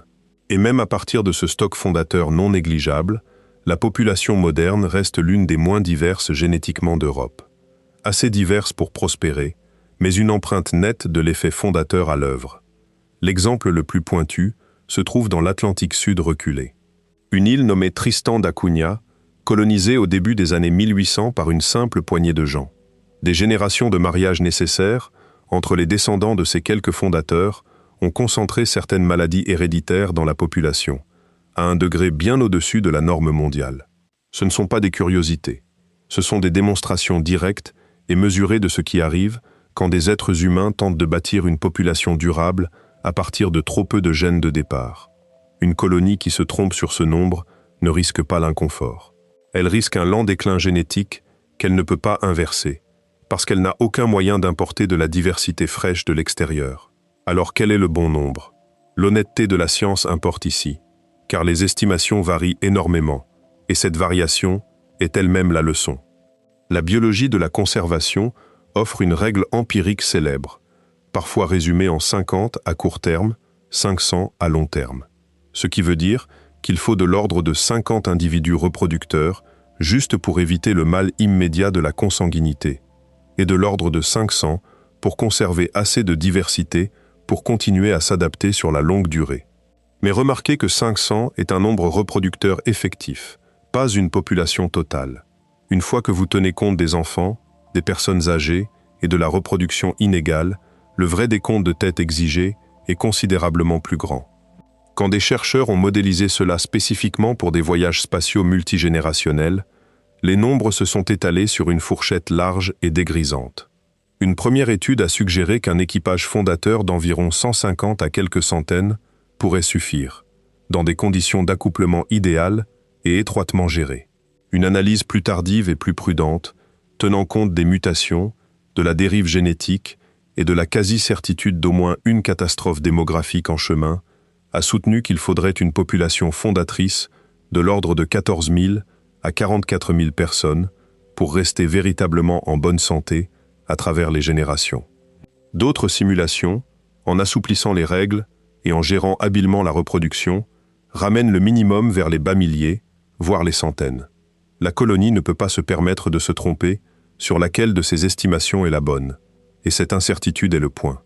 Si le vrai nombre nécessaire à la santé génétique de long terme est de plusieurs milliers, alors un avant-poste romantique de quelques centaines de pionniers n'est pas la graine d'une nouvelle branche de l'humanité. C'est une population qui paraît vigoureuse à sa première génération, et qui glisse déjà, invisiblement, sur une pente génétique vers le déclin. Le même motif que nous rencontrons sans cesse, où le danger est réel, bien avant d'être visible. Il y a des rustines technologiques partielles, et nous devrions être honnêtes sur leur statut. Du matériel génétique stocké, des embryons congelés, des ovules et du sperme mis en banque, représentant un large éventail de donneurs, c'est une technologie réelle et démontrée, et elle pourrait injecter une diversité que les fondateurs vivants seuls ne pourraient jamais fournir, permettant en somme à une plus petite colonie de se comporter génétiquement comme une plus grande. Plus spéculatif et loin d'être résolu, l'idée d'éditer directement les génomes pour réparer les défauts concentrés ou restaurer la diversité perdue. Le premier est un vrai outil que la colonie pourrait emporter. Le second est un espoir, pas une capacité. Ni l'un ni l'autre n'efface la vérité fondamentale. La survie de long terme d'une colonie est bornée non seulement par le nombre de gens qu'elle peut nourrir aujourd'hui, mais par le nombre de génomes distincts qu'elle a emportés, et par le soin avec lequel elle gère la génétique impitoyable d'un patrimoine génétique clos. Superposée à l'arithmétique génétique, il y a une fragilité démographique plus immédiate, et elle est brutale dans sa simplicité. Une petite population est une population sans coussin. Sur Terre, une ville de 300 personnes peut absorber la perte de 10 personnes dans un accident ou une épidémie. Elle pleure, et elle continue. Dans une colonie close, ces mêmes 10 morts pourraient effacer le seul chirurgien, le seul spécialiste du réacteur, 2 des 3 personnes qui comprenaient la ferme et une tranche du noyau reproducteur, d'un seul coup. Un coup à la capacité et au patrimoine génétique à la fois. Une seule épidémie balayant un habitat confiné, un seul accident de décompression, un seul incendie dans le mauvais module peut faire tomber une petite colonie sous le seuil dont elle a besoin pour continuer. Non pas seulement pour croître, mais pour se maintenir elle-même et ses compétences. Et la structure des âges compte autant que les nombres bruts. Une colonie alourdie d'experts vieillissants et pauvre en enfants est une colonie qui regarde sa capacité et son avenir se vider en même temps, les professeurs mourant plus vite que les élèves ne peuvent les remplacer. La démographie n'est pas une variable de fond, molle, c'est une limite dure qui peut finir une colonie en un après-midi. Nous n'avons pas encore nommé la menace qui travaille sur l'horloge la plus longue de toutes et qui façonne en silence chacun de ses problèmes, la radiation.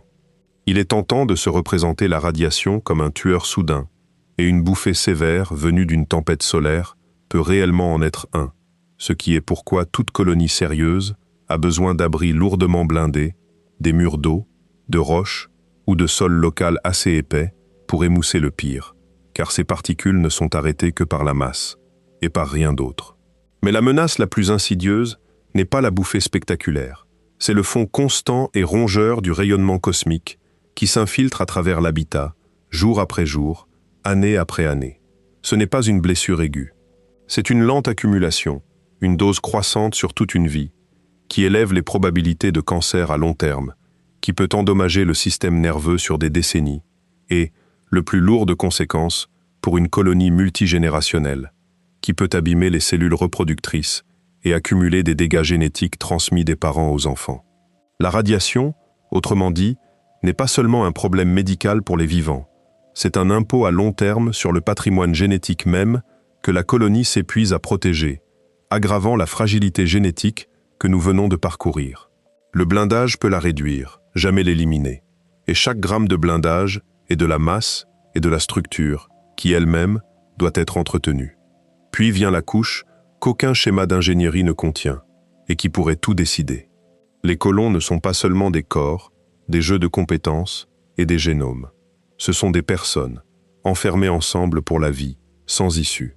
Considérez ce que cela signifie sur le plan psychologique. Il n'y a pas de départ, il n'y a pas de mutation vers une autre ville, pas de fuite loin d'une querelle, pas de nouveau départ ailleurs. Chaque relation, chaque rancune, chaque conflit de personnalité est permanent et inéluctable, vécu dans un espace confiné, parmi les mêmes visages, pendant des décennies.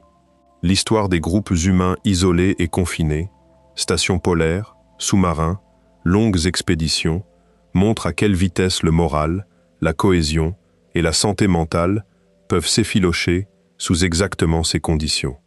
Et ces groupes-là avaient toujours une date de fin et un chemin de retour.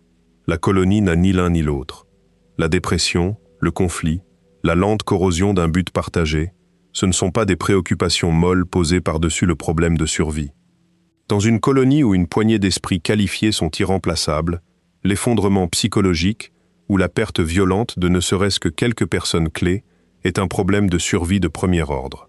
Un ingénieur brillant qui s'effondre est, fonctionnellement, aussi perdu qu'un ingénieur qui meurt. Et enveloppant tout cela, il y a la question de la façon dont la colonie se gouverne elle-même. Comment elle prend ses décisions, règle ses différends et tient ensemble comme institution à travers les générations. Ce n'est pas un aparté politique, c'est porteur. Les systèmes que nous avons décrits exigent une discipline qui ne flanche jamais. L'éducation sans relâche de chaque nouvelle génération.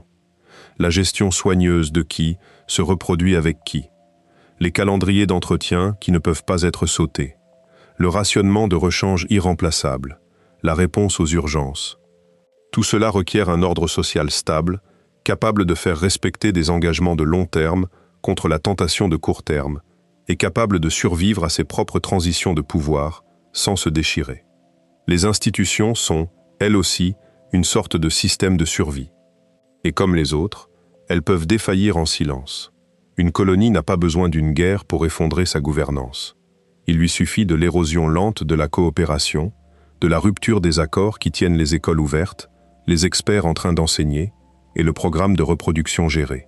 Et une fois ces accords effilochés, chacun des autres systèmes que nous avons abordés commence à s'effilocher avec eux. Parce que chacun de ces systèmes dépend de gens qui choisissent, année après année, de continuer à faire le travail dur, discipliné et sans gloire de la continuation.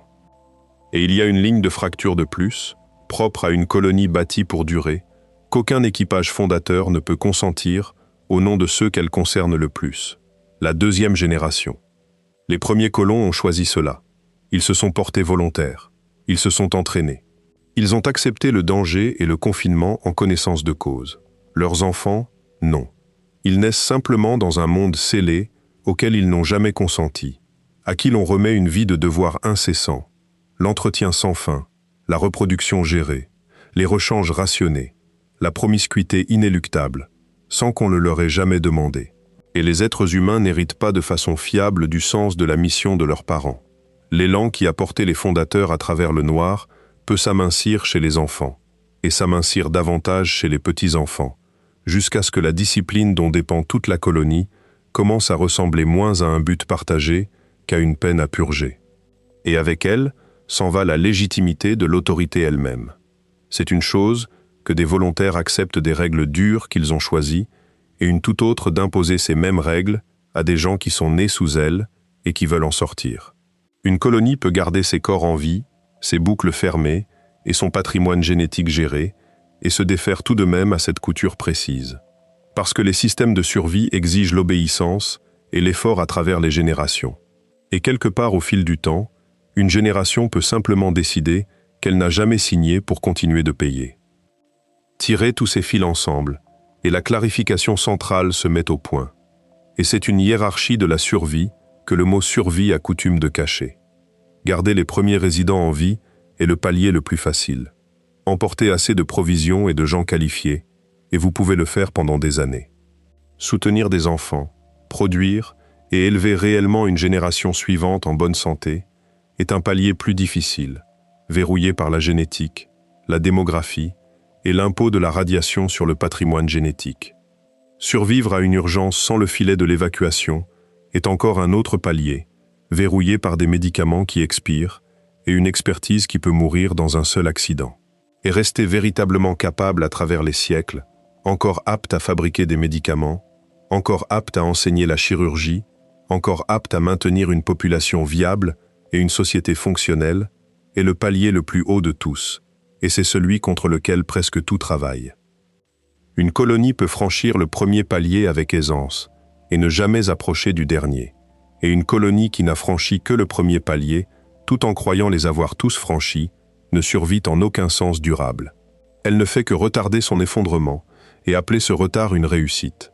Car regardez comment chacune de ces défaillances se présente réellement, et vous reconnaîtrez le motif qui a hanté chaque étape de cette histoire. Le médicament ne disparaît pas dans une crise. Il expire tranquillement dans l'armoire. La compétence n'annonce pas son départ. Elle meurt avec une personne, et le vide n'est découvert que le jour où on en a besoin. Le patrimoine génétique ne s'effondre pas à une date fixée. Il s'amincit génération après génération, invisible jusqu'au franchissement d'un seuil. La société ne tombe pas dans un seul acte spectaculaire. Elle s'érode accord après accord, jusqu'à ce que les écoles s'arrêtent, et que l'enseignement s'arrête, et que personne ne se souvienne tout à fait quand. Dans chaque cas, la colonie peut paraître en bonne santé. Clinique animée, salle de classe pleine, urgence de l'année maîtrisée, pendant qu'elle a déjà, en silence, commencé à perdre les capacités qu'elle ne récupérera jamais. La chirurgie se passe bien, et les leçons sont données, et le médicament marche encore aujourd'hui. Et rien de tout cela ne vous dit si la colonie pourra encore faire l'une de ces choses dans 50 ans, quand les experts d'origine seront morts et que les médicaments d'origine ne seront plus que poussière. Alors nous arrivons au bord de la vraie question, celle vers laquelle tout ceci a conduit. Mais avant de la nommer, il faut couper le courant. Couper l'énergie un instant, pas longtemps, une seule heure, à travers la colonie entière, et regardez ce que l'obscurité révèle. Les lumières s'en vont d'abord, bien sûr, mais les lumières sont la plus petite part. Dans cette unique heure sombre, les épurateurs d'air cessent de pousser l'oxygène dans les couloirs. La machine qui scinde l'eau en air respirable devient silencieuse. Les recycleurs cessent de retransformer le déchet en eau. Les pompes s'arrêtent. Les chauffages qui tiennent la ferme à température de croissance se refroidissent. Et de même la réfrigération, qui empêche les médicaments de se gâter, et la banque génétique congelée de dégeler. Les épurateurs de dioxyde de carbone s'arrêtent, et l'air même que l'équipage respire commence lentement à se retourner contre lui. Chaque système que nous avons passé 4 actes à décrire, les machines, les boucles, la nourriture, la médecine, le stockage froid de l'avenir même de la colonie, tout cela, il s'avère, tournait sur une seule chose invisible. Et quand cette seule chose s'arrête, ils ne lâchent pas un à un, ils lâchent ensemble, dans le même instant, retenant leur souffle dans le noir. C'est la vérité sur laquelle tout ceci est bâti, et elle réorganise tout ce qui précède. L'énergie n'est pas un système parmi d'autres. L'énergie est la variable maîtresse, la chose dont chaque autre système est secrètement fait. Regardez de près n'importe quelle boucle de la colonie, et vous trouvez le même secret en dessous. Recycler l'eau est une façon de dépenser de l'énergie. Produire de l'oxygène est une façon de dépenser de l'énergie. Faire pousser de la nourriture sous des lampes, fondre du métal pour couler une pièce, synthétiser un médicament, garder un habitat chaud contre le froid du dehors. Tout cela est de l'énergie déguisée en costumes différents. Une colonie ne tourne pas vraiment à l'eau, à la nourriture et aux pièces de rechange. Elle tourne aux watts. L'eau, la nourriture et les pièces de rechange ne sont que des watts sous une autre forme. Et cela veut dire que la question de savoir combien de temps une colonie peut survivre s'effondre, au bout du compte, en une question sur l'énergie. Combien elle peut en produire, avec quelle fiabilité et pour combien de temps.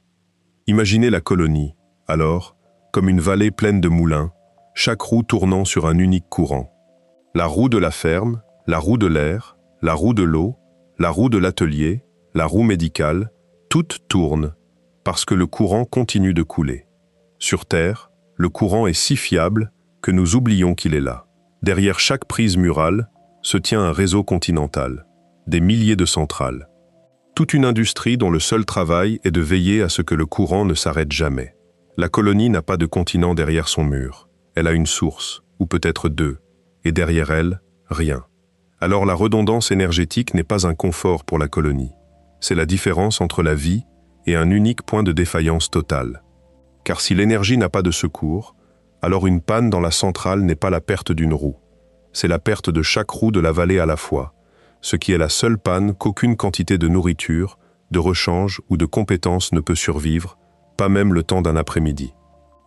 Alors comment la colonie fabrique-t-elle son courant et peut-elle continuer à le fabriquer? Deux voies dominent, et toutes deux ramènent au même problème. La première est la lumière du soleil.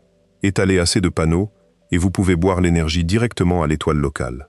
Propre, abondante, sans carburant à épuiser. Mais la lumière du soleil n'est pas une garantie. Elle disparaît chaque nuit, faiblit avec la distance à l'étoile et peut être étouffée pendant des semaines par la poussière. Et les panneaux eux-mêmes ne sont pas éternels. Ils se dégradent année après année. Ils se fissurent, ils s'encrassent, et la colonie ne peut pas en fabriquer de neuf. Car un panneau solaire est un produit semi-conducteur, né des mêmes usines de fabrication que la colonie ne pourrait jamais emporter. La seconde voie est le nucléaire. Un réacteur scindant des atomes lourds pour faire de la chaleur, puis de l'énergie, indifférent à la nuit, à la poussière ou à la distance. De petits réacteurs à fission pour l'espace sont réels, mais ils n'ont été testés qu'à une échelle expérimentale limitée, jamais comme la centrale multigénérationnelle et auto-entretenue dont une colonie aurait besoin. Le combustible d'un réacteur est fini, ses pièces s'usent, et l'entretenir exige exactement la base industrielle que nous peinons encore à établir. Et entre l'une ou l'autre source et la colonie se tient une troisième faiblesse, facile à négliger, le stockage. L'énergie doit être mise de côté pour les heures sombres, la longue nuit, la semaine étouffée de poussière, l'écart entre une panne et sa réparation. Et cette mise de côté se fait dans des batteries ou d'autres réserves qui ne font jamais que se vider et ne se remplissent jamais d'elles-mêmes. Chaque charge et chaque décharge les use un peu. Leur capacité s'estompe, cycle après cycle, jusqu'à ce qu'elles ne retiennent qu'une fraction de ce qu'elles retenaient jadis. Et la colonie ne peut pas en fabriquer de fraîche. Une colonie peut produire de l'énergie et sombrer tout de même dans le noir, parce que le récipient, censé la tenir à travers la nuit, s'est tranquillement usé. Quelle que soit la voie que prend la colonie, la leçon est identique. Le moyen de fabriquer l'énergie est lui-même du matériel. Et le matériel, comme nous l'avons appris au tout début de cette histoire, a une durée de vie. L'énergie n'est pas seulement ce que la colonie doit dépenser. C'est quelque chose que la colonie doit rester capable de produire, contre la même usure qui broie tout le reste. Mais supposons que la colonie résolve l'énergie. Supposons qu'elle ait des réacteurs redondants, des réserves de combustible profondes, chaque watt qu'elle pourrait vouloir, à jamais. Elle n'est toujours pas en sécurité, car l'énergie ne fait que vous laisser faire tourner des machines. Elle ne vous donne pas les machines. Et ici, nous arrivons à la structure la plus profonde de tout le problème, celle qui décide si l'indépendance est même possible, la pyramide industrielle. Chaque capacité que la colonie possède repose sur d'autres capacités. Pour fabriquer une pièce de remplacement, il vous faut un outil. Pour fabriquer cet outil, il vous faut un autre outil, un matériau, un procédé. Et chacun de ceux-là repose sur quelque chose en dessous. La civilisation industrielle tout entière est cette capacité empilée sur capacité, jusqu'en bas, jusqu'à la roche brute et l'énergie brute. Et la question qui décide du sort de la colonie est de savoir s'il existe un fond à cette pile qui puisse tendre le bras vers le haut et reconstruire l'ensemble. Une base industrielle minimale et auto-reproductrice. Le plus petit ensemble complet d'outils, de machines, de matériaux et de compétences capables de reproduire chacune de ses parties, y compris ses propres outils, à partir des seules ressources locales. C'est l'une des questions les plus anciennes et les plus étranges de la science, et un nom y est attaché. Au milieu du siècle dernier, le mathématicien John von Neumann a demandé si une machine pouvait construire une copie complète et fonctionnelle d'elle-même. Non pas juste une pièce, mais le tout, y compris la partie de la machine qui copie le plan. Il a montré, sur le papier, que c'était logiquement possible. Puis, en 1980, une étude d'été de la NASA a fait passer l'idée de la pure théorie vers l'ingénierie et a esquissé quelque chose d'audacieux. Une usine auto-reproductrice, une graine d'environ 100 tonnes de machinerie qui, posée sur un monde stérile et ne se nourrissant que de matière locale et de lumière solaire, pourrait, selon l'estimation même de l'étude, construire une copie complète d'elle-même en à peu près 1 an. Et ensuite, ces deux-là pourraient en construire 2 de plus, et la base pourrait croître sans 1 gramme de plus expédié depuis la maison. Si une telle chose pouvait être bâtie, la crise entière de la colonie se dissoudrait. Elle pourrait simplement faire pousser sa propre industrie, comme une forêt fait pousser des arbres. Mais remarquez les mots sur le papier, et en principe, car ils portent tout le poids de la question. Pas une seule usine auto-reproductrice n'a jamais été bâtie. Pas sur Terre, pas dans l'espace, nulle part, pas même de près. Nous ne possédons pas de machines capables de fabriquer toutes leurs propres pièces. L'usine la plus automatisée et la plus avancée de la Terre se tient encore au bout d'une chaîne d'approvisionnement qui fait le tour de la planète entière, aspirant des puces, des roulements, des produits chimiques et des outils de milliers d'autres usines qu'elle ne pourrait jamais reproduire.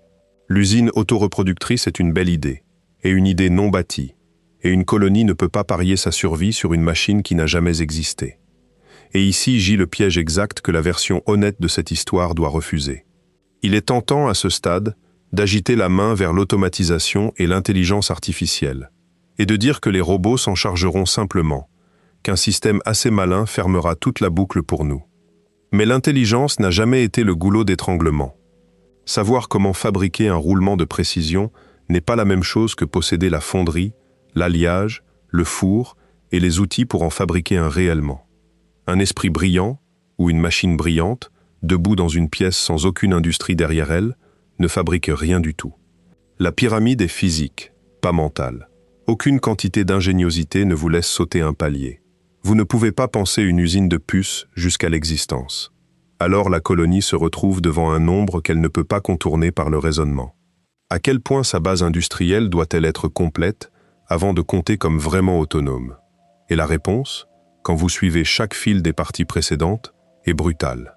Pour refaire tout ce dont elle dépend, la colonie aurait besoin, en miniature, de la quasi-totalité de l'économie industrielle de la Terre. Extraction, raffinage, travail des métaux, synthèse chimique, usinage de précision, fabrication d'électronique, chimie pharmaceutique, et les outils et compétences pour entretenir chacun de ces domaines. Et voici la cruauté d'une pyramide. Vous n'obtenez pas de crédit partiel. Une colonie qui a reconstruit 90% de l'industrie terrestre n'est pas indépendante à 90%. Elle est encore complètement dépendante, parce que les 10% manquants sont précisément la part sans laquelle elle ne peut pas vivre, et qu'elle ne peut pas fabriquer. La puce qui pilote le contrôleur de survie. Le médicament qui arrête l'infection. L'alliage qui survit au réacteur. L'indépendance n'est pas un pourcentage vers lequel on peut ramper. C'est un seuil, où la boucle se ferme, ou elle ne se ferme pas. Et une boucle fermée à 99% est, au bout du compte, une boucle ouverte, avec une fuite plus lente. Et même un ensemble complet de machines ne suffit pas, car les machines mangent de la matière première, et la matière première doit venir de quelque part.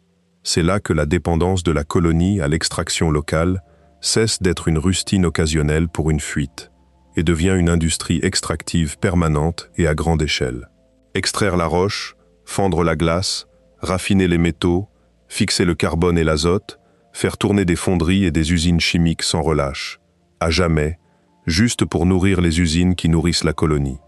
Mais il y a un piège en dessous même de cela, et c'est la contrainte la plus impitoyable de toutes, parce qu'aucune ingénierie ne peut la surmonter. La colonie ne peut extraire que ce que le sol sous elle contient réellement. La croûte de la Terre est un mélange particulier et extraordinairement généreux, qui tient presque chaque élément qu'une espèce technologique pourrait jamais vouloir, en concentration atteignable. La roche sur laquelle la colonie se trouve pourrait ne pas être aussi bienveillante. Une lune, un astéroïde ou une planète donnée pourrait être riche en fer et en silicium et affamée de phosphore, ou plein de métaux et sec comme l'os quant au carbone et à l'azote dont la vie est bâtie, ou manquer entièrement d'un élément à l'état de trace dont l'électronique ou la biologie de la colonie ne peut pas se passer. Avec une énergie sans limite et une usine parfaite, la colonie peut tout de même heurter un mur fait de simple chimie. L'élément n'est pas là. Il n'y a pas de vaisseau pour l'importer. Et le tableau périodique que la colonie peut réellement atteindre a été fixé pour toujours le jour où elle a choisi où se poser. La géologie devient le destin. L'endroit où vous vous installez décide de ce que vous pourrez jamais bâtir.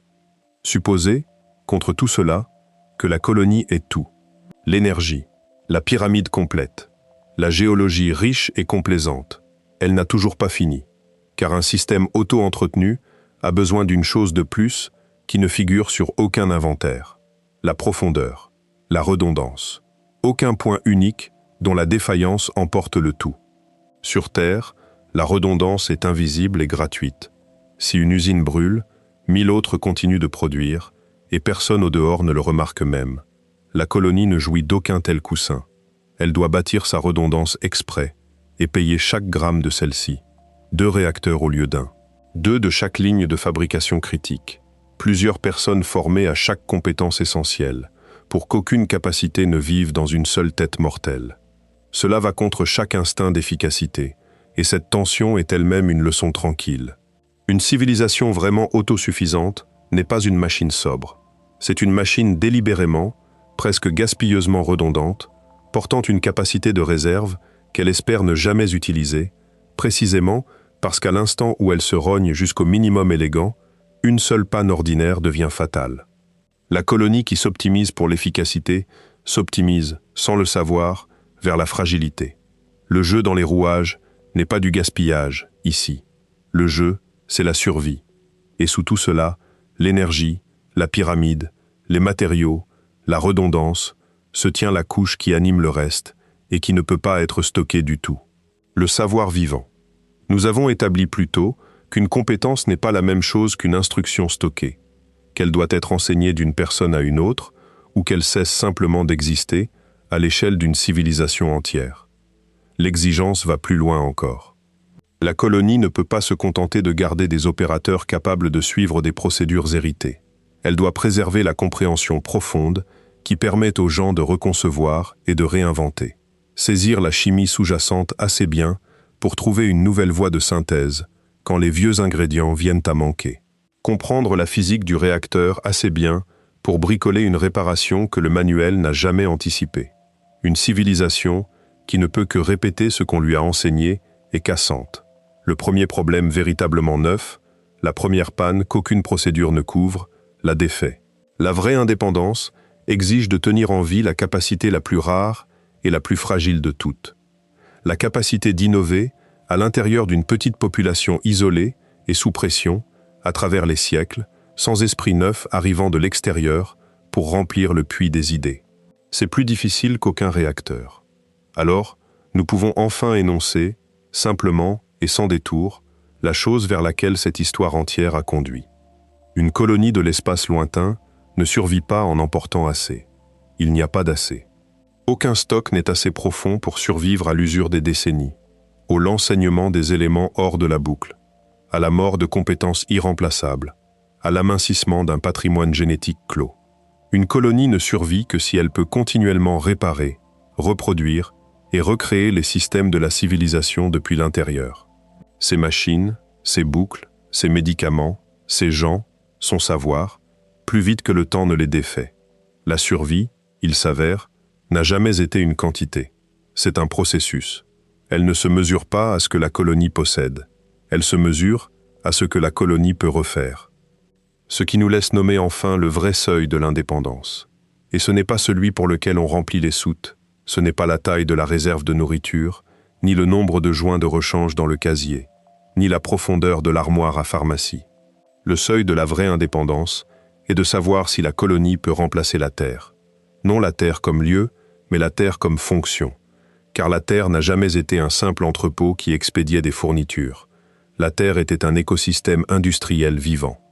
Un système d'industrie, d'agriculture, de médecine, de savoir et de population qui se nourrissait, se réparait et se reproduisait lui-même, sans relâche, sans qu'aucun esprit unique ne lui dise de le faire.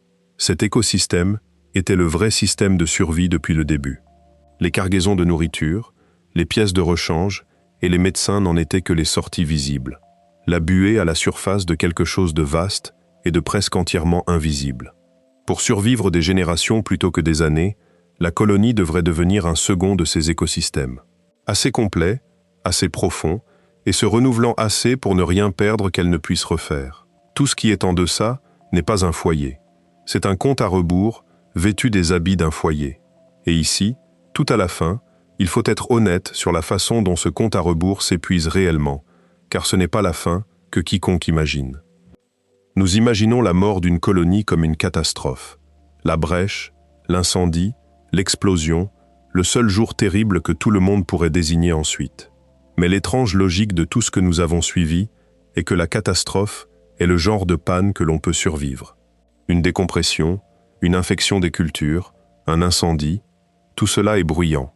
Et une colonie dotée d'une vraie redondance et d'une vraie compétence est bâtie précisément pour absorber les pannes bruyantes et se rétablir. Les défaillances qui finissent vraiment une colonie ne font aucun bruit. Ce sont les silencieuses que cette histoire entière a suivies depuis le début. La dernière pièce de rechange, doucement glissée à sa place. La dernière dose d'un médicament passant tranquillement la date où elle agissait encore. La dernière personne qui comprenait vraiment un système, mourant tranquillement dans son sommeil. Le dernier fil non réparé de diversité génétique, s'amincissant tranquillement hors de la population. Le dernier esprit capable de réinventer un procédé perdu, décidant tranquillement que le problème est trop dur. Pas une seule de ces choses ne fait sonner une alarme, pas une seule ne déplace une aiguille sur une jauge, sur un mur. Alors imaginez la colonie à ce qui ressemble à son heure dorée. Les serres pendent, lourdes de fruits. Le réacteur ronronne, régulier et chaud. Une troisième génération d'enfants, nés sous une autre étoile, rit quelque part au fond d'un couloir lumineux. L'eau est propre, l'air est doux, les lumières sont fortes. À toute mesure qu'un visiteur pourrait voir, la colonie ne se contente pas de survivre, elle prospère. Et pourtant, dans un atelier que personne n'a ouvert depuis des années, la seule machine qui pouvait tailler une pièce de précision particulière s'est enfin usée au-delà de tout usage. Et la seule personne qui savait reconstruire cette machine est morte depuis une décennie. Et personne ne l'a remarqué, parce que cette pièce n'a pas encore eu à lâcher. La capacité est déjà partie. La colonie ne le sait simplement pas. Elle vit, en bonne santé et sans souci, à l'intérieur de l'écart entre perdre une chose et découvrir qu'elle est perdue. Et cet écart peut durer des années, voire des générations, jusqu'au jour où la pièce est enfin nécessaire, et où la vérité tranquille et terrible remonte à la surface. Il n'y a plus personne, et plus aucune machine, capable de la faire. C'est là que cette question nous laisse, et ce n'est pas un endroit bien rangé. Une colonie de l'espace lointain ne survivrait pas simplement en emportant assez de fournitures, et elle ne mourrait pas non plus à une date nette et prévisible que quiconque pourrait entourer sur un calendrier. Elle vivrait exactement aussi longtemps qu'elle pourrait continuer à se refaire elle-même, et pas une heure de plus. Et dans la torsion la plus cruelle de toutes, elle pourrait paraître parfaitement, radieusement vivante, longtemps après avoir déjà commencé, invisiblement, à perdre les capacités mêmes qui rendaient la survie possible.